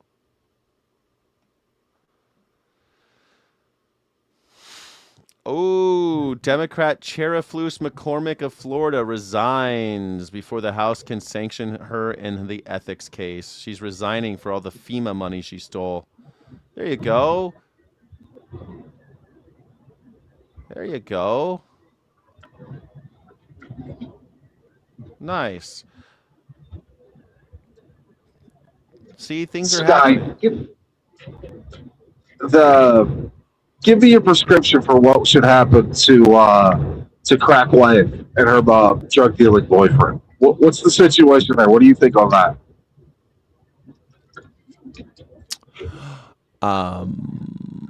Why don't you give me the status right now? Because I want to. All right. Does he beat her? Is he violent? Yeah. All right, so he has children. He's a multiple time offender. He's on probation, right? But he's, a big dude, and that's sexy to some women. They like the protection and the access to drugs, right? So we kind of pigeonholed him. I know there's probably I've spoken to him before. He's quite eloquent, but he's also a thug, and he's into that lifestyle. What happens to him? Because if he goes to prison, right, the kids lose their support, but we get a violent thug off the street. What do we do here? How do we win this situation? Because what's the damage that if we get him off the street, what the children have no place to go or what? Yeah, he's supporting his children as well, and like his community. I guess maybe he's quite damaging to the community, but he helps his grandmother, as far as I know. That's the mythology of the situation. I know he's a terrible burden to society, and he should be in prison. But how do we solve this without being racist? You said because he's poor, he deserves some sort of special treatment. Why special treatment? I think you should get the same treatment as everyone should get, right? It has to be everyone deserves a chance to make good. What would that chance look like, right? What would you do if you had unlimited resources like the federal government does? If you had unlimited resources, how would you go about turning a ne'er do Fixing well, him. not fixing, turning someone who ain't no good into either someone who is making good or someone who is going away forever? What would you do? Well, I would have to look at all of the cases in history and see if there's any possibility if this guy who fits a particular type of mold is redeemable, or create something whole cloth, brand new, that's experimental to try to But even the get him picture to that you walk painted, straight and narrow. but even the picture that you painted was that it's a mixed bag, and most people aren't walking the straight and narrow, right? There is no straight and narrow. It's all we're all walking around with 3 felonies on us, right? So, like everybody, he's a mixed bag. He takes care of his grandma, but he's a damage to his society, to his community. He's got kids to look after, but he's kind of a douche, and he's breaking the law. Like how do we get that going? Well, I would recommend, if I had all the money in the world, like the federal government has, I would say, hey, you have a choice. First of all, you could stop selling drugs, or you're going to go to jail. But in order so that we don't have to put you in jail, we're going to figure out a way to train you. What do you want to do? Like, what job can you do? What can we train you how to do? Job training is very cheap. You realize, like, it's very cheap for a society to have job training. So we just train these motherfuckers to do stuff that we need. And we can put them up in shitty apartments while we do it. There's no reason we don't. These are cheap solutions. So I think that if we give that opportunity, right, and someone still bites the hand that feeds, someone still says, yeah, fuck you, I want to sell drugs, then maybe we throw them in jail, right? And we throw them in jail for a long time, because then it's justified. If someone's dealing drugs and you said, hey, we're going to give you a chance to not sell drugs, and they keep doing it, and then we say, hey, look, it's either this or the other thing. You keep doing this thing, we keep catching you. We're going to put you away forever. You're a repeat offender. Like, that makes sense to me. But we don't have the other option, right? It used to be, dude, you know what they used to do? Which I think we might get back to. They used to, oh, you're on drugs and you got kids. Here's what we can do. You can join the military. That used to be, that was regular. That was normal back in the day. My father, I think I told everyone, my father killed a guy, right? My father got involved in something where a person ended up dead. And there were 3 guys who were up for murder charge, and the 2 guys that my dad was with joined the military. Boom, their cases went away. They were never prosecuted. And my father had to face the music alone. And it's one of those things that happened. It was a few years before I was born, a couple years before I was born, but it's one of those things that's colored my life, right? Like, it's come up recently. This story came up recently, and it just goes to show there used to be more options for people. Interesting. So basically, we're going to be paying for the cleanup until they die, because we're training them for jobs that AIs or immigration is quickly snapping up. So essentially, we'll be paying them to dig a ditch and then fill it back up. Well, actually, you know what, dude? I've been thinking a lot about that. So in Germany, back when I was there, they had compulsory military service, right? Here's what you could do. You could do a military job, and you go in for, I think back then it was under a year. It was like 11 months, 10 months, something like that. And everybody has to go. Males, all males have to go. And if you didn't want to, you were like, no, I'm against the military. I don't want to learn guns. I don't want to run up hills. I don't want to do that shit. They say, okay, you could do 12 months on it'll be easier on you. So you have to do 12 months, but we're going to put you up, or we're going to send you someplace, and you're going to clean a hospital. You're going to, I had a friend that manned the door at a homeless shelter. I had a friend that did, because they would tell me what they did because they didn't want to go in the military. They were pot smokers and didn't want to go in the military. And so they did other shit because they were pot smoking ne'er-do-wells. And they ended up working in places that they needed. They cleaned apartments for homeless people or something. You know what I mean? They did shit. Why can't we do that? What is the value proposition for society on cleaning up the side of a highway? There's only so many people you need to fill these roles. Well, right now we do it as punishment, right? We say, oh, we caught you doing something wrong. We're going to force you to do that. What if we said, hey, we need people on the sides of roads cleaning up the sides of roads. We're going to pay you a living wage to do that. Do you think people maybe would not, if it came down between I can knock over liquor? I would take the job. I would take the job. If it could, yeah, of course. I would take that job. I would love working outside and fucking doing shit. I would do it. Yeah, if I had a stroke and I couldn't use my left arm, all of a sudden I would need a job like that. But if it was between picking up stuff on the side of the road and getting paid a living wage, or dealing drugs and risking incarceration, I would pick up shit off the side of the road. We'd have to try it.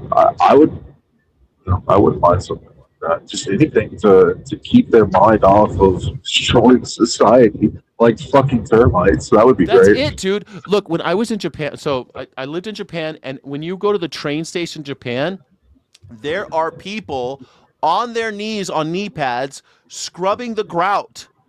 And I was like, these train stations are so fucking clean. Go to New York City and look at the subway stations. Look at their train stations. They're unbelievably filthy, right? Why can't we pay people? There's obviously money for this, right? If Japan has the money, we got the money. Why can't we pay people to do that shit? Right? The government literally just makes money when it needs it. So yeah, there is money for it. There is money for it, but where's it going? It goes to the military. $1 trillion to the military. The difference between us and Japan is that Japan is not paying $1 trillion for their military every year. Imagine if we took half of that, $500 billion, and every year built faster railroad cars and paid people to scrub the grout at the. I would do it. I'd fucking work outside. I'd do it. Right. AI can't do that shit yet. We would have been paying the guy that stabbed Irina, right? Maybe, or how about the guy in Japan, and also in Oregon, because of job security, it's against the law to pump your own gas. So when you go in, there's a guy who's on the payroll pointing which place to roll up into, which pump to pull up to. He points. He's guiding traffic so you go to the right gas pump, and then he pulls from the ceiling a gas pump like it's NASCAR, and he pumps your car for you. Okay, bye. No tip necessary. I get paid a living wage. Well, sounds like if I was king of the world, that sounds like something I would do to account for the problems in the world that I see. So yeah, I agree with you, I guess. Yeah. Yeah, I mean, I just unfortunately you're gonna have to pay for it because you're a high IQ performer, but it's a tax to keep everything running fine. Yeah, I get it. Yeah, I agree. That's it, exactly. Right. It's a tax to keep people from breaking into your house. That's an argument for compulsory education, by the way. People, they poo-poo education, man. We need kids getting educated. We need kids in after-school programs, because if you don't, they're going to be breaking into your house for funsies. They're going to be vandalizing your car for funsies. You got to give fucking people something to do, and you got to incentivize them. What's the greatest incentive in capitalism? For now, money. Okay, what do you think's going to happen when all these people sometimes I think about getting a job at Starbucks a couple nights a week, a couple mornings or whatever, just for fun, just because it'd be fun to be part of a team, and maybe a little extra money in the pocket. But then I'm realizing it's not worth the money because they don't pay for shit. So We're back to that. The gas I pump agree. thing is dumb. There's plenty of other jobs. Okay, ticket taker. What do we do? We're replacing ticket takers with machines. Sometimes you go to subway station. There's not in Japan. There's a dude there. There's a guy there. There's a guy walking up and down the subways, walking up and down just to be there with his little uniform on. Like, yeah. Oh, they need crime to fund the police, says Sid Life. Very good point. That's a good point. Yeah. There you That's go. fantastic. That's almost exactly like what we're seeing with Yeah. the shit we're going on in these cities. Yeah, shit-faced koala. Great name, shit-faced koala. I love the name. Hopefully you're a subscriber. Become a channel member, would you? Become a channel member. I want to see that name in green. No, you pay people a living wage. How will the rich be able to afford islands to take underage girls to? That's exactly where we are, man. That's exactly what's happening. The labor money is a measure of labor and resources, and the more they collect it, that means that someone's not getting paid for their labor. Someone's not getting paid for their resources. That's what that is. Sky, I need a minimum $2,300 for rent. Forget the rest. Can't get at fast food. That's exactly right, Sid Life. Exactly. Why can't we? They should be paying people living wage at fucking fast food places.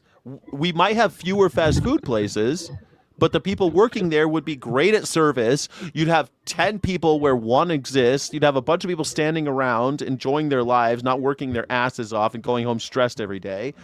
It'd be clean.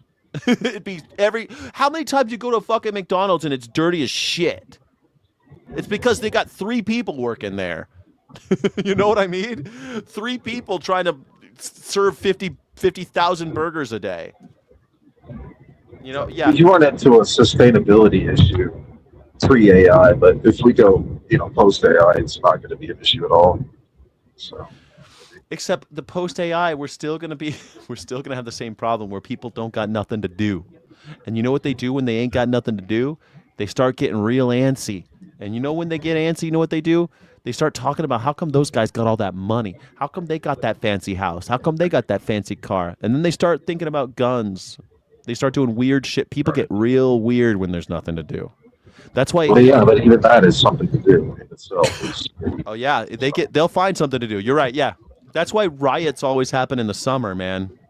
That's why the summer of love, the BLM stuff, people got pissed enough. You think people it was all about George Floyd. That wasn't about George Floyd, just like the LA riots wasn't really about fucking Rodney King.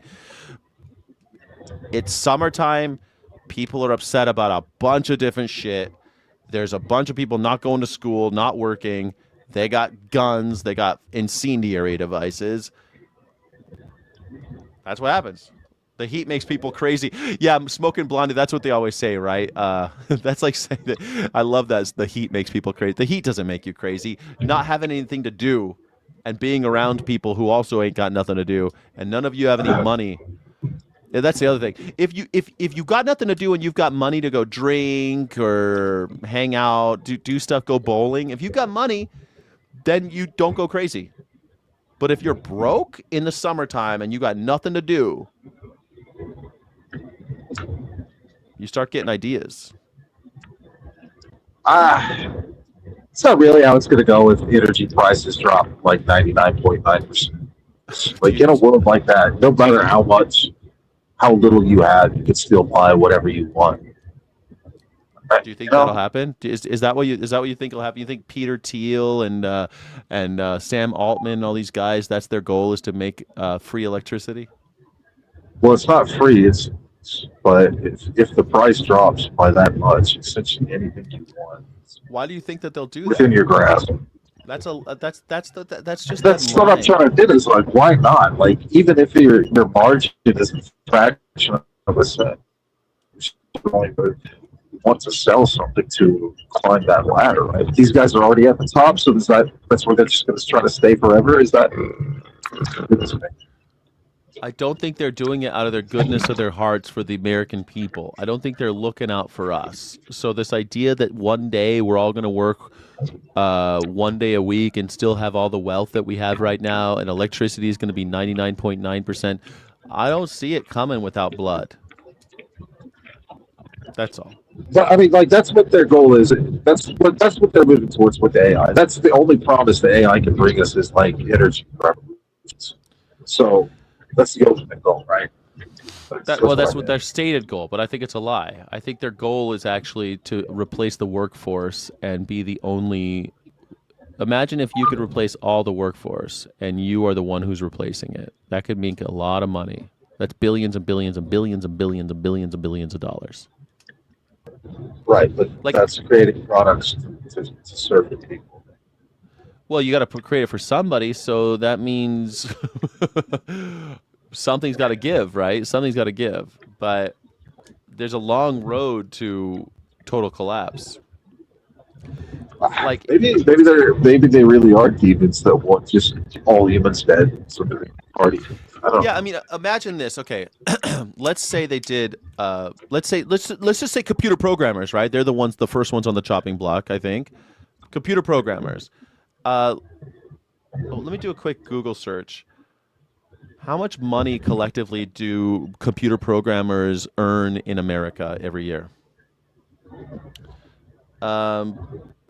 So it looks like it's tens of billions of dollars, okay?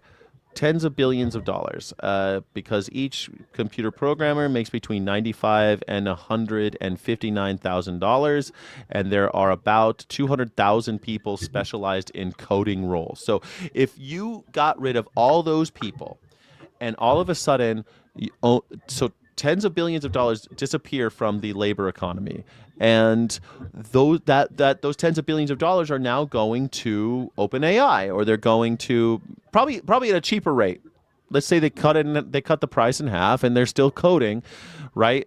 Well, all those people just lost their jobs, and because of that, a bunch of other people will lose their jobs, and there'll be a domino effect. And those people won't be able to pay their mortgages. Well, that's okay because you're in luck. There's another company that's going to come and buy all those houses up. You'll be forced to sell your house because you don't have enough money to live. So before you get to the point where we get to UBI or free electricity or damn near free electricity, people are going to sell all their houses. So that creates another wealth sink. Now everyone's renting, but you still can't afford to rent except for the money that you have left over from your house, which was greatly deflated because of this oncoming depression. And so it sounds like it's a quick road down, but it's not that quick. It's going to, before we get to the point where we're all on Skid Row, you'll be stripped of everything. They'll take you piece by piece, you know? Then they'll take your cars because you can't afford to pay the car. And then they'll take this, they'll take that. They'll get to the point where they're taking people's kids.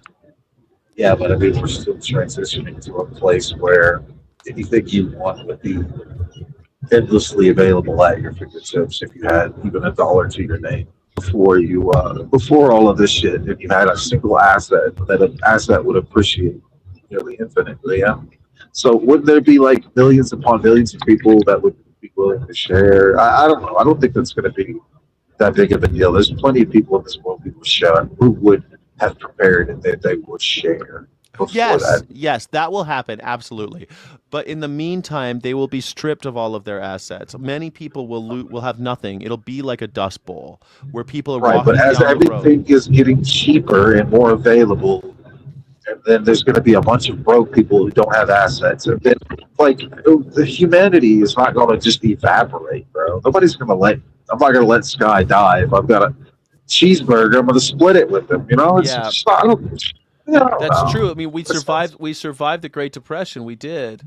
But look what we had to do to get there, and how many people died, and how many people were enslaved. I mean, and then if you count World War II, and I think you should, World War II is kind of how we got out of the Great Depression, really.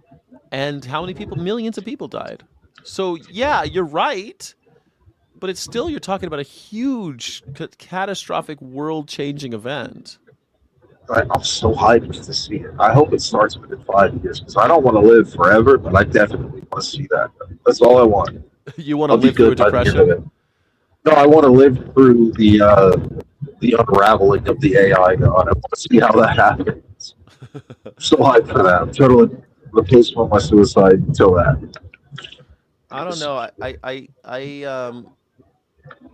I don't know if I can. I don't know, man. Like I have you ever seen or heard about what Woody Guthrie went through and what like I mean, there's people who wrote stuff down and talked about what happened during the Great Depression, and like they would just end up with nothing except for what they could carry, walking down the road, hoping somebody can help them, hoping somebody.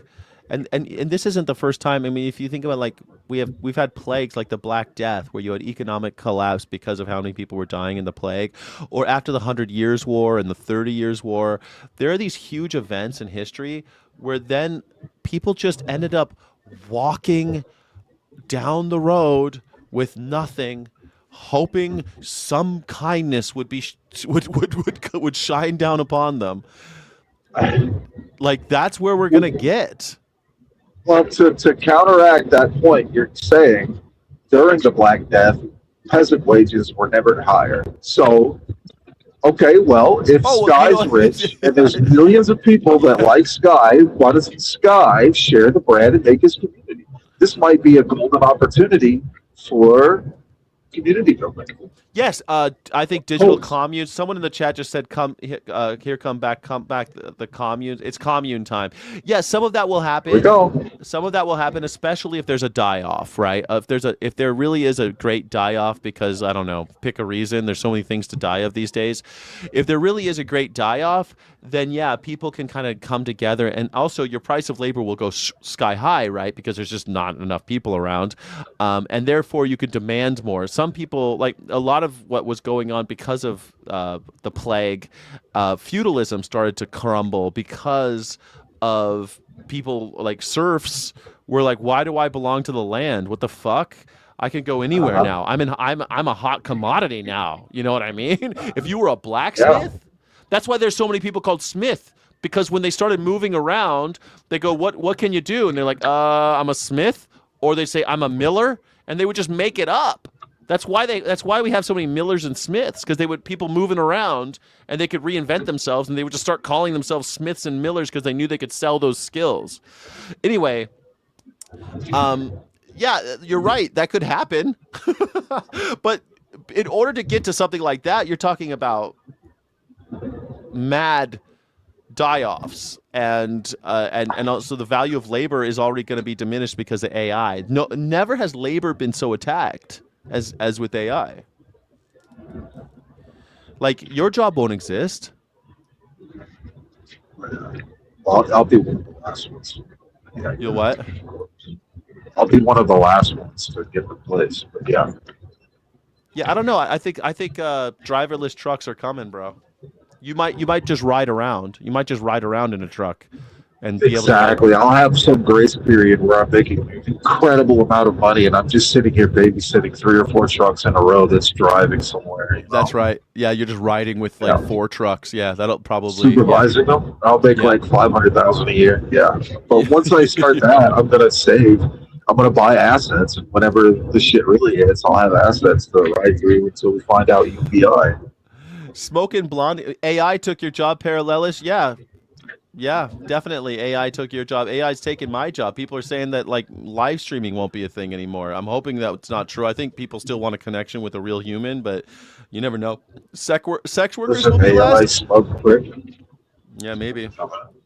Smoking Blondie, I don't think you're right about that at all. Sex workers aren't going to be the last. Sex workers, they're already getting replaced. Like OnlyFans models are being taken down because they're making AI OnlyFans models now. There's already AI sex things. I'm not sure how they work, but you can have any kind of thing you want now. AI will just do it for you. Any kind of weird shit you're into, AI will do it for you. If you're talking about sex, you're talking about like actual like sex workers, not just like prostitutes. Oh, you mean like real life sex? Yeah, okay, yeah, fine, you're right. But I don't know, man. Gooners is already becoming an acceptable thing. People are normalizing gooning. I mean, they're normalizing gooning. I feel like that the fix is in for sex workers, guys. You can purchase an AI partner. You can. They'll text you. You could purchase an AI partner that looks the way you want them to look, does all the things you want them to do, and they'll text you and talk to you and shit. But can you hack Crazy. the subconscious enough to make that feel real? Real enough? I still think the human connection is going to be the ultimate.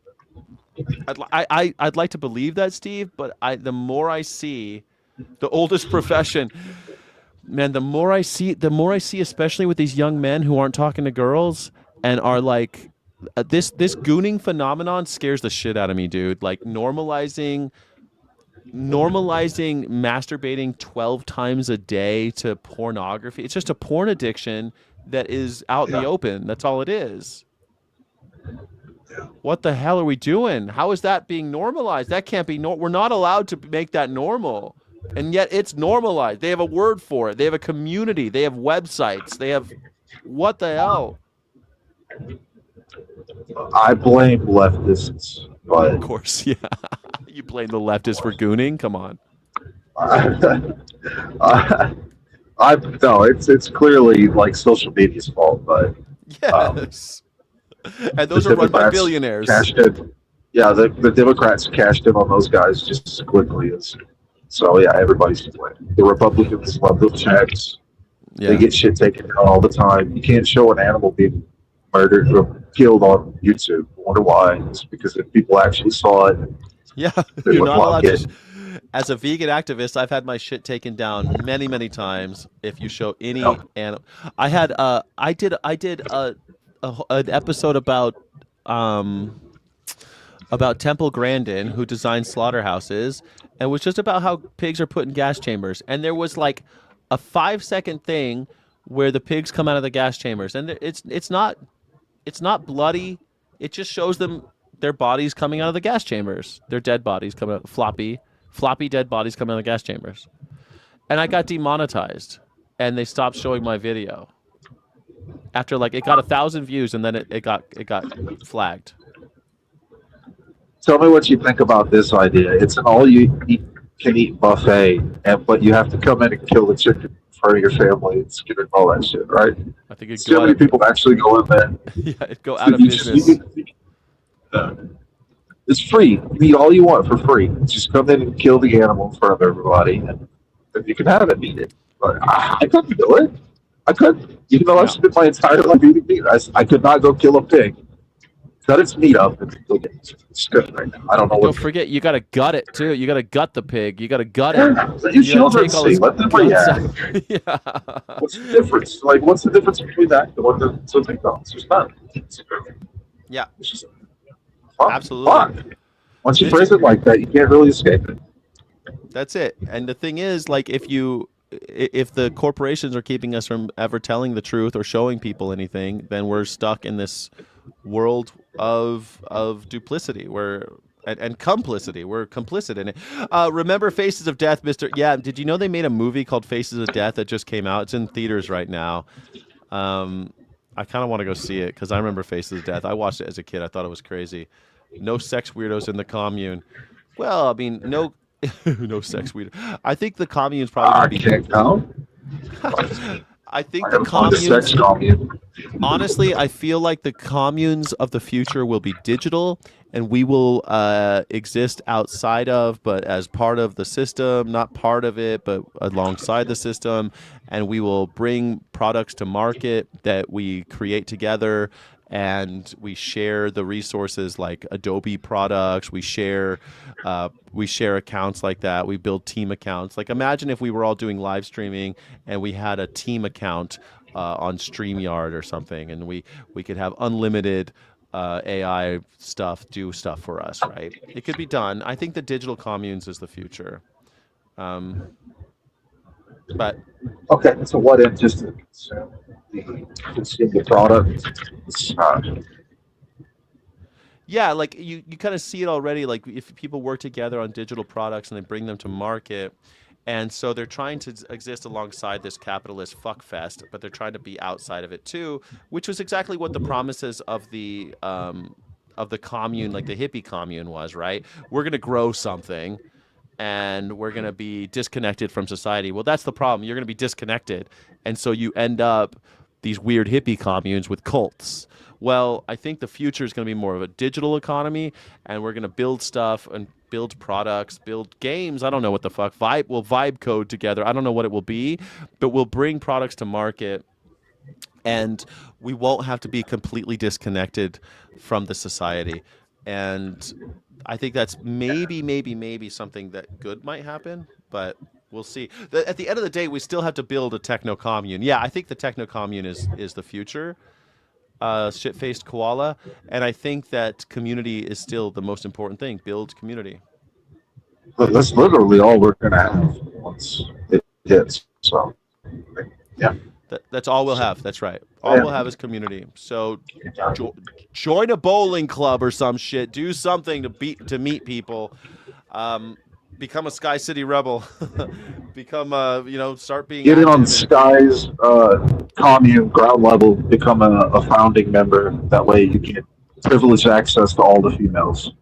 Yeah, exactly. No, like I think that you can be far less culty in a digital commune too, because you'll still like hierarchies will emerge and they'll have to be addressed, and but you won't have weird sex exploitation and stuff, or probably less of it probably. You'll probably still have it, but less of it, because you're not necessarily living, because you're not separated, right? The problem with the hippie commune, you're in the middle of a fucking like rural California surrounded by enemies, and nobody's talking to you. No one goes to town. No one, it gets real weird real fast when it's like that. Jen from Maine is in the studio. What's up, Jen from Maine? Welcome to the show. Hey. Hey. Hanging out in New York City. How is it? Cold. It's cold. It's cold in New York, but I like where I'm living. There's music on Clinton Street all through the evening. Little Leonard Cohen for you. It's always cold in New York City until it's hot as balls. Yeah, exactly. It's one or the other. There's no happy medium here, that's for sure. It's always, every time I'm in New York, it's either freezing cold or balmy hot where I didn't know I could sweat from that. I didn't know I could sweat in that place. Right? Yeah. New York City, baby. That, and I'm parked over in Hell's Kitchen, and we need to get onto Mondami because the sanitation workers are laying down on the friggin' job right now. I have not seen so much trash. Kitchen? Oh my God. There's so much friggin' trash everywhere. I gotta get Daredevil out there. Daredevil's got to go and fix Hell's Kitchen. Right? Yeah. Yeah. Is it Hell's Kitchen always kind of a ghetto though? Is it Hell's Kitchen? It used to be. It actually isn't anymore. But where I'm sitting is kind of sketch. It's a little sketch. I'm sitting on I think 50th. Yeah, 50th and 9th. What was your bus? What your passengers? What are they doing right now while you're talking to us? I just dropped them off on 42nd Street to see. The hell are they seeing today? They're seeing a play. I don't know. Yeah, they're seeing 42nd's like kind of off Broadway, right? Yeah, right off. Literally, I dropped them off on the corner of 42nd and Broadway. So. Yeah, that makes sense. Yeah. Yep. So they're seeing. God, man, a play. There's something so nostalgic about New York. You talking about, we're over on 42nd Street, talking about the street names and stuff. I fucking love New York. Right. New York is like, I'm thinking about all the songs. Yeah. I'm thinking about, Billy Joel, a 52nd Street. Right. Do. Yeah, I mean, like. Even whenever he talks about, what is it? Stuyvesant. Stuyvesant? Yeah, Stuyvesant, like. Yeah. I don't know. That's like Bedford-Stuyvesant and all that. Yeah. Yeah, Bedford-Stuyvesant.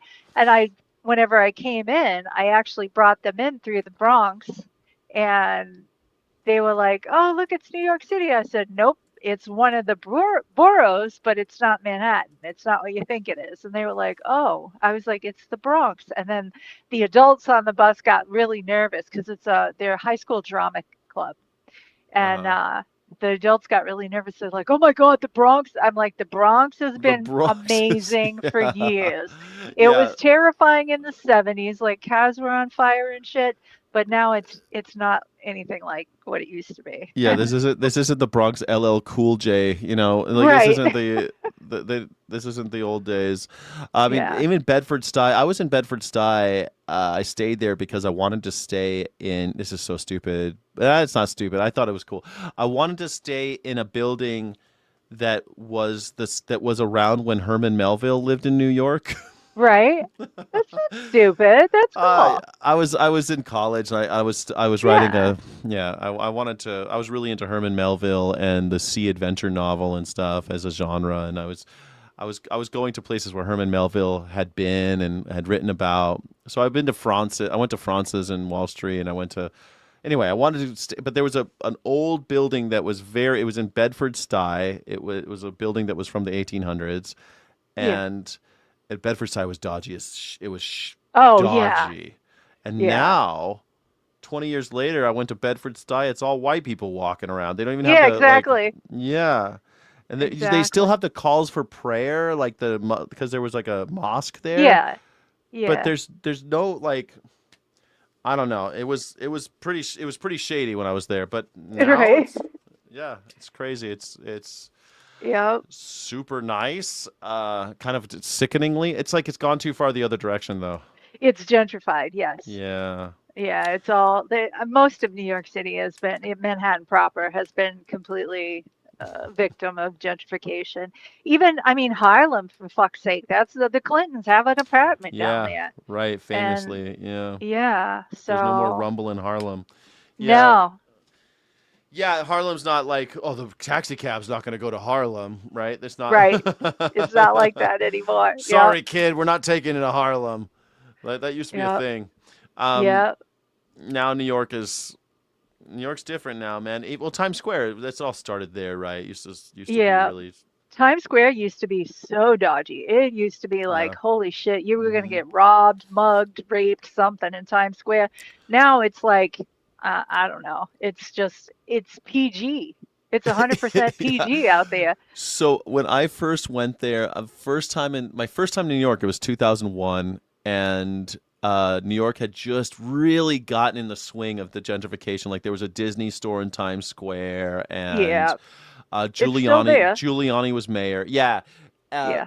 But there was still some of that, like there was still peep Grit. shows in Times Square. There was still Yeah, there was some still some grit. a Yeah. little bit of New York, Yeah. and now it's like it's a pedestrian zone, and it's so nice. Right. Bring the kids, Yeah, exactly. Exactly. It's so Like funny. when Well, I it's was a like kid, there were still kids Sunset on. Boulevard. Yeah, Sunset too. Yeah, I mean Yeah. Sunset's still West Sunset Hollywood. though. Yeah, it is. Like we still have the Roxy and the Yep. Whiskey A Go Go. Like, and those are Yep. still shitholes like they were in the 70s. Like they're But more. they're iconic shitholes. Yeah, they're iconic You know? shitholes. Yeah, Yeah. yeah. Well, Like the Kit Kat Club is still here. oh yeah, there's still that stuff. That iconic Yep. shithole. Yeah, yeah, yeah. Yep. But it's like you go to these places and it's like there's Jim Morrison puked here, Right. and Yep. isn't this amazing? Yep. Yeah, I guess it's better for everyone. It's all just nostalgia, right? I mean, I'm sure everyone's New York will be everyone's. Last time I went to New York, we spent the whole time in Queens, like Uh-huh. almost exclusively in Queens. And Right. Jamaica, Queens, and that area is still pretty old school New Yeah, York. it's There's still, parts of yeah. Queens that are still, Yep. If you yeah, don't know where you're at, you might be screwed. Yep. yeah, and they just don't clean it up. Like there's graffiti on No. everything, or Sure. there's also neighborhoods that are just filled with those Jewish guys with that hat. I forget what that hat's called. That Oh looks yeah, like the big it looks like a tire with fur on it. right. It looks like it's a tire with like it's the fur from the tails of some animal, and it's wrapped around like a tire. Yeah. Yeah, Yeah, they're and Hasidic everyone's Jews. dressed. Yeah, they're not Hasidic though. There's something else, They're right? There's not some other Hasidic? sect.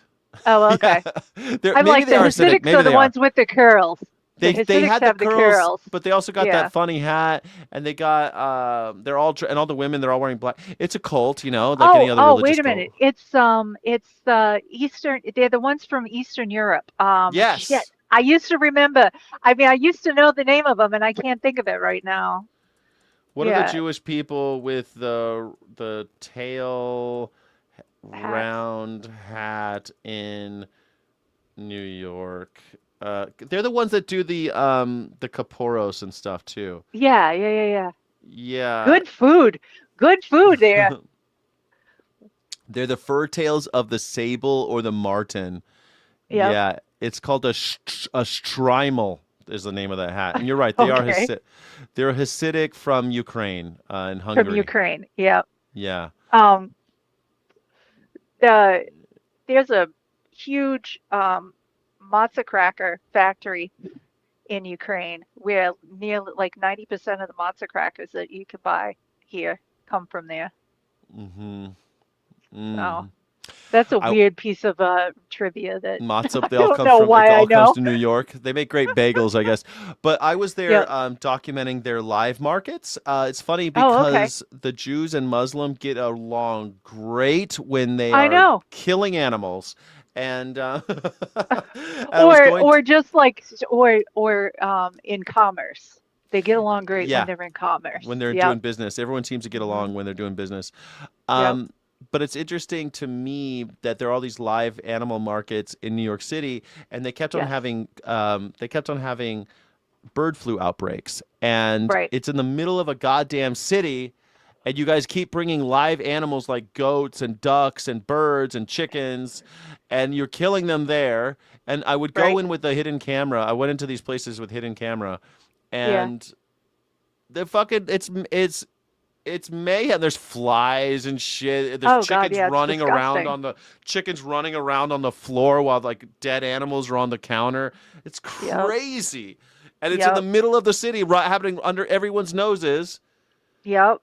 And it's where they get the and when the freaking sheeps, the heads, they fucking boil the goddamn Yeah, heads. they leave them I'm on the like, counter. Yeah, yes. I'm like, oh my God. Eyeballs yeah, still in them and everything. And I'm like, yeah. oh my God. If this doesn't turn you at least vegetarian, nothing will. And every single place I went, Yeah. they had been already shut down because of bird flu, and they Right. were filled with people, no masks. Oh Nobody's wearing yeah. a mask. They Bird don't care. flu, yeah, not, and it filled with kids, people waiting. They're all just in this room, and it's a Yep. slaughterhouse. And they're running around in all the shit and guts and shit on the Yes. floor. Yep. Oh, oh God, so Holy repulsive. crap! In the middle of New York City, this is a Yep. public health issue, and Hmm. I think that the authorities have just let it slide. It's unbelievable, and I think that as we as a culture need to evolve from having live markets in towns, urban Agreed. centers. Holy shit! Agreed.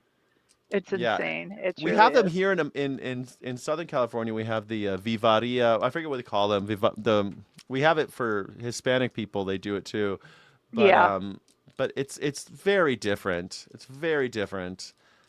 Um, Well, California is a lot more regulated than New York. yep, New York is, I mean, they've got so much other shit going on here that it's like the that's Wild kind of at West the over there. bottom of the, Hmm. yeah, that's at the bottom of the food chain right there. They're not worried about that. They're worried about everything else. They're slaughtering them right there. Yes, they're slaughtering them right there in front of people, and Right in front of you. yeah, and it's fucking wild, dude. I went in those places. They have a back room where they do some of the dirty stuff, but Yeah. they do a lot of it right in front of you. A lot Yeah. of the processing happens. Usually, the killing happens in another room. They bring the dead animal and they'll start like you pick your chicken or whatever Yeah. animal you're While it's buying. still alive. Yeah, while Yes. it's still alive, right? Exactly. Ugh. And but during Kaporos, those same places have all these chickens, and then they wave the chicken around their heads, and then they kill them. They kill the chicken, and there's just blood in Hmm. the streets. It's, It's ugh, yeah. revolting. Absolutely revolting. Well, it's just like Eid. When I was in my friend was Muslim, and we were in Eid, like the Muslim holiday, and they kill Uh-huh. a goat, and they killed the goat in the Yeah. fucking street, like Right there. Yep. they slit his throat in the street because they didn't want to do it in the apartment, I guess. It's just Right. Uh, yeah. it's truly insane. It's a Truly holiday. insane. That was a scandal though. Like when that happens in Germany, it's kind of a scandal. But Yeah. but man, New York City, they got these live markets and they're just Eid. How do you Yep. pronounce it? I said Aid. Yeah. I always call it Eid, but Eid, yep. Aid. Isn't it pronounced aid? That's how Ben from Berlin is saying. Isn't it pronounced aid? Eid. Eid, Yeah. Eid. Eid. Right. I'm not fuck. I don't speak. I don't speak Arabic. I'm. You're lucky. I know the holiday. All right, guys. Like Yep. Jesus, I'm pretty enlightened to even know the name of it. Well, if you think about like if you think about in Deutsch, if there's two um vowels right next to each other, you pronounce the first one and not the second one. So like our word height, if it were if it were a German word, it would be heat. Height. It would be pronounced heat, not If it were height. German, it'd be Hecht. Heat. Yeah. Yeah. Hecht. No, because E is A in German, so it'd be Hecht. Yeah. Height. Yeah, it would be hate. But But yeah, well, the way they handle vowels in German is almost as weird as we handle them here. They like to claim that they have strict rules, but then you say family and they say Familie. yeah. And Well, that's and then Familiie, family. Familia, or Yeah. I don't know. German is it's a fun language. Sometimes if it's an E and a U, it's Oi. Yep. So if it's Heuchler, Yeah. yeah. Yep. So, Maybe but yeah, aid. Yeah, I think it's pronounced. It could be Eid. I mean, you're Persian. You should know better than me. Don't the people, the Farsi speakers, don't they Farsi, we call so it Eid, you call it but Eid? yeah, but it's Farsi is different than Arabic. They look similar, but they're not. But maybe some of the So, religious words are the same, right? Maybe it is yeah, Eid. pretty close. Eid. Yeah. It's actually Eid, but Eid, it's Eid. Yeah. Eid, Eid. Yep. Eid. All right, so I've been saying aid this whole time. My whole life, I've been living a Hey, we lie. all know it's I've all been living. good. We know I knew exactly what you were talking about. That's all Everyone that knew what I was matters. talking about. Good. That's all that That's right. mattered. That's Uh, it. in German, they call it Oster, and here we call it Easter. So, Yep. uh, But that's because the holiday actually was Ostara to begin with. Ostara. It's a pagan holiday. The yeah. Christian church they adopted all these things to trick the pagans into coming into the church because it You was say about to trick. I mean, they said, hey, you could believe in our God and not get killed and still celebrate your own holidays. In fact, exactly. we have the same holidays, it turns out. Ain't that something? Well, We just, they actually they like the birth of Christ is nowhere it was nowhere near December. September. Yeah. Yeah, exactly. But the reason that we have Christmas trees and such is because of the pagan holiday, uh,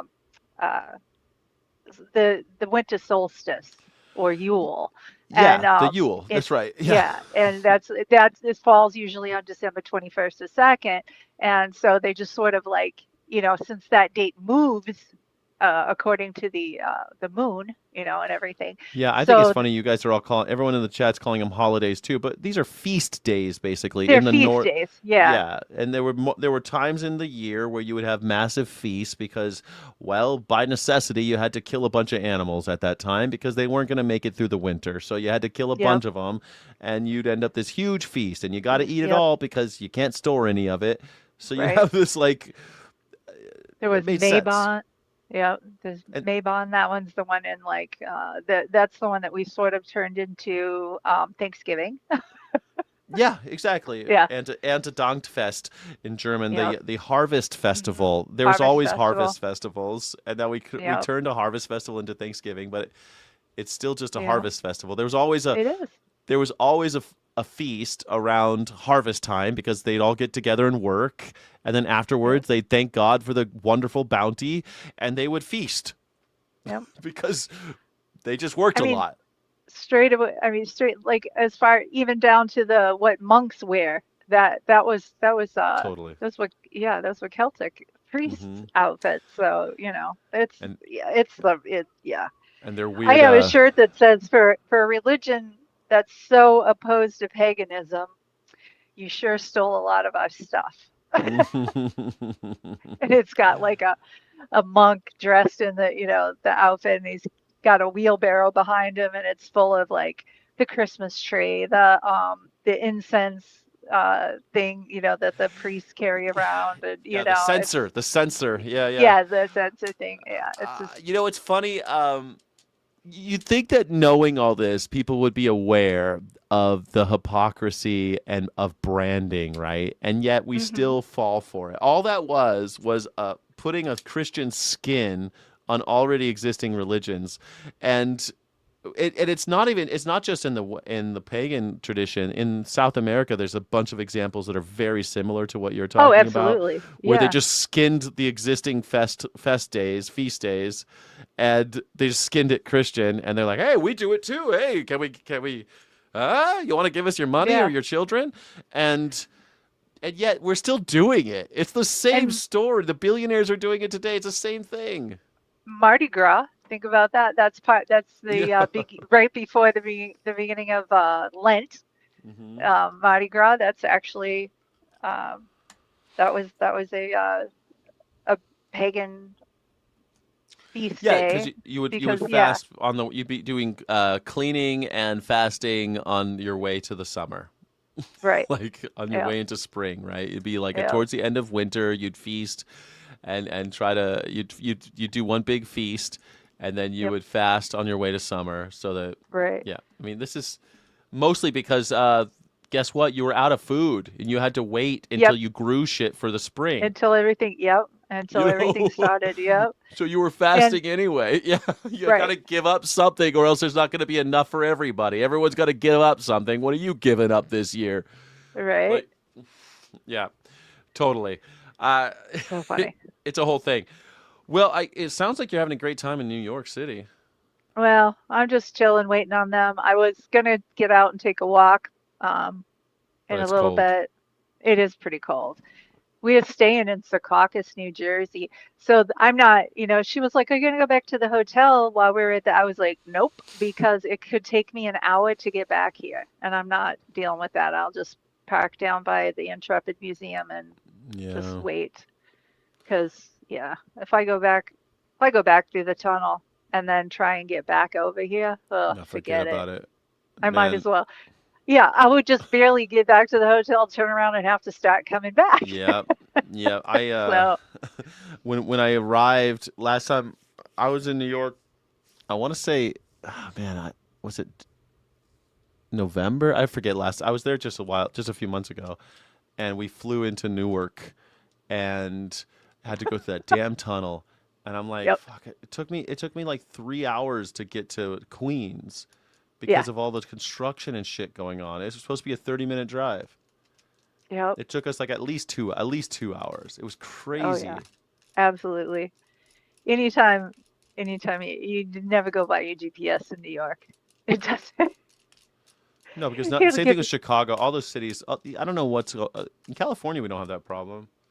Our cities are well put together, I guess. Well, they were built for yeah, this shit. They're built for cars, maybe. exactly. Well, they were built so much later. You know what I mean? Yeah. These when you're especially things all the way on the East Coast, they're just not. And we don't build on top of each other out here as much. Like we do a little bit, but mostly we have shorter buildings and we don't have that many people living in Right. each. Yeah. Yeah. Yeah, I was trying to tell these girls that were trying to use their GPS on their phones to find places to walk to. I'm like, the GPS on your phone is not going to work. The Yeah. buildings are too high. Yeah, it's It's true. gonna, You, and they you start because your GPS will start spinning because it's yeah, confused. It you can't lose figure out. service.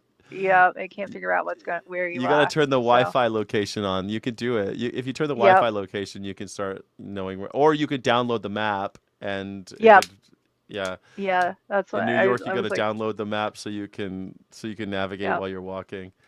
Man, Well, I told them to download the subway map.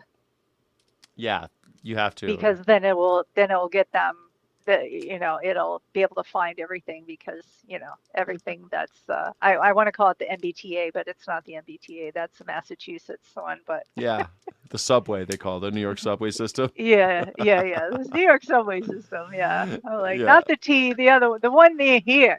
yeah, So the one here, not the L.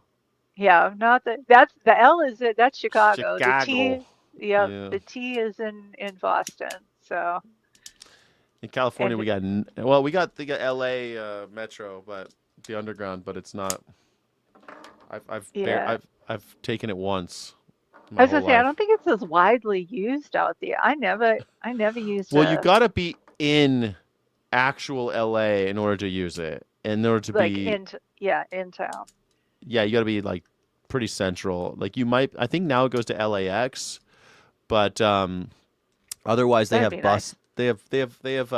quick buses and stuff. But you gotta, Right. so if you need to get to the valley and stuff, you're not taking the subway. You're taking buses. When I was in LA as a kid, I took public buses, RTD, the Rapid Transit Right. District. Rapid transit. Yep. Yeah. That's funny. In Cleveland, they call them the RTA, the Rapid Transit Authority. Authority, yeah. In Yeah. California, everything's on districts. Like the Districts. everything, Yeah. yeah, because the cities are so messed up here. Like our school, it's like everything's set up like a school district, where it's Right. like RTD. Although in Orange County, it's authority, OCTA, Orange County Transit Authority, The authority. Yeah. the OCTA. Yeah. When I lived out there, I lived in El Cajon County. So Ah, yeah. I lived in Ocean Beach. I lived right across from Dog Park. Dagpack, yeah, Dog Park. Yeah. I lived right Dagpack. across from Dog Park. But I'm sure they loved yeah. it when you said that out there. Dagpack. Oh, they used to make me talk all the time, Yeah. and then they would go, "Where are you from, New York?" I'm like, "No, this is Boston. Thank you." Boston. I'm a Boston Yeah, accent. Boston. I'm a right. Boston back. Well, because it's too hard to explain Maine, and they're like, I am the "Maine? president of the United States. I didn't Oh touch my that God, woman. She was Marilyn Monroe. Marilyn Monroe. She's singing my birthday party. Like Patty. such a famous uh, discretion there." Yeah, I always love that in The Simpsons, the mayor of Springfield is Oh, just a I guy. know. He's Why just a is guy doing a that? JFK accent. I don't I know. It's know so it's funny. hysterical. I'm like, Yeah. "What's that about? What is that I think it about?" makes me always think that it's Springfield, Massachusetts because of him. I always thought it was Springfield, Yeah, Massachusetts. exactly. And because there's a Springfield in practically every state, Every so they state, never tell right. you. Yeah, Yeah. that's So no like, one oh, knows what state Springfield in The Simpsons is in, but I think it's Massachusetts right? Oh, because of the mayor. right. I don't know, Homa. It's so funny. Yeah. Too I have funny. I have to get off because I have to do my gaming stream pretty soon. We're gonna play Oh, yeah. Elysium Disco or Disco Elysium and Pacific Drive. So Okay. that's happening next. I'm excited about Well, it. I'll see what I'll watch if I'm still hanging out down here. That would be great. I, I'd love to see you there. yep, Did you watch? Were absolutely. you there last night? I thought it was pretty fun. No, I was knocked out early last night Oh, because I had to get up at, 0 dark 30 to start this trip today. zero So, dark daddy.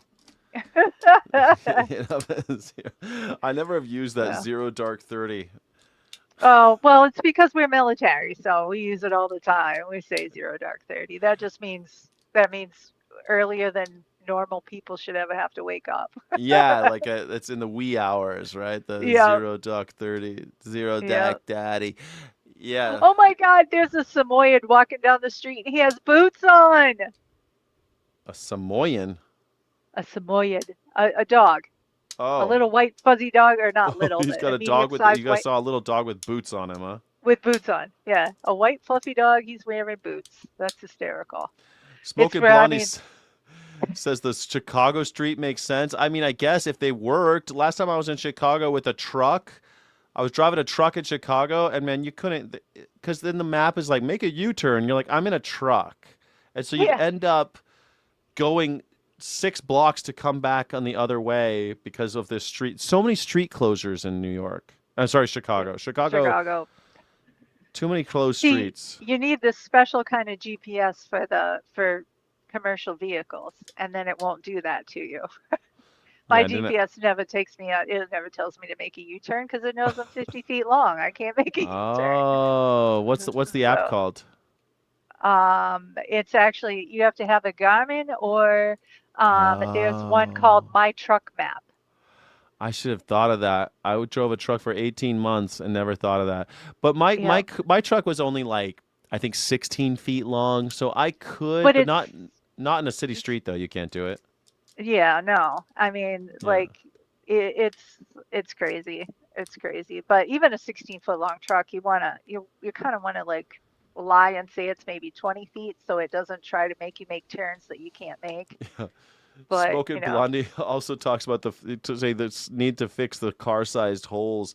Yeah, yeah, that Chicago's too. kind of known for that too. Yeah, yeah. Well, anywhere where it snows a lot seems to have a lot of potholes. But I was in the worst streets in the world, Mississippi, man. Holy shit! I can't believe people. Agreed. I can't Agreed. believe people live there.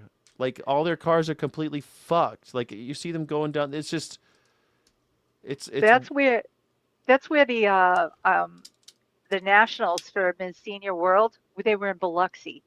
And so I'm Uh-huh. driving around Mississippi going, anybody from Maine, Massachusetts, or New York should never complain about our streets because they haven't seen Yes. shit. 100%. 100%. I was in Jackson, the capital, right? Right? And I felt like I blew out my tire on the truck. Luckily, it was a dually, Right? but I blew out my rear tire. And I couldn't believe it. I'm like, this is I thought I was off-roading half the time. It's like I was live streaming, and people were laughing that I was driving Bouncing all over the place. Yeah. it's crazy. Fucking Yep. Mississippi. That's what happens when you're the poorest state in the union. I guess it looks like. Exactly. I thought I was in Kabul. You know what I mean? Yeah. I thought I was in Kabul after the war. God's Right? sake. Yeah. Bless My God. but... Well, All right. Well, you get off and go, like, try and sit down for a minute before you got to play games. I'm gonna jump in the gym. Hopefully, get a couple of steps. I'm gonna get on a bike and see if I can just get a little workout in, burn Get a some little calories. cardio. Get a little cardio before I do. Little cardio. Yeah, so I don't get thrombosis.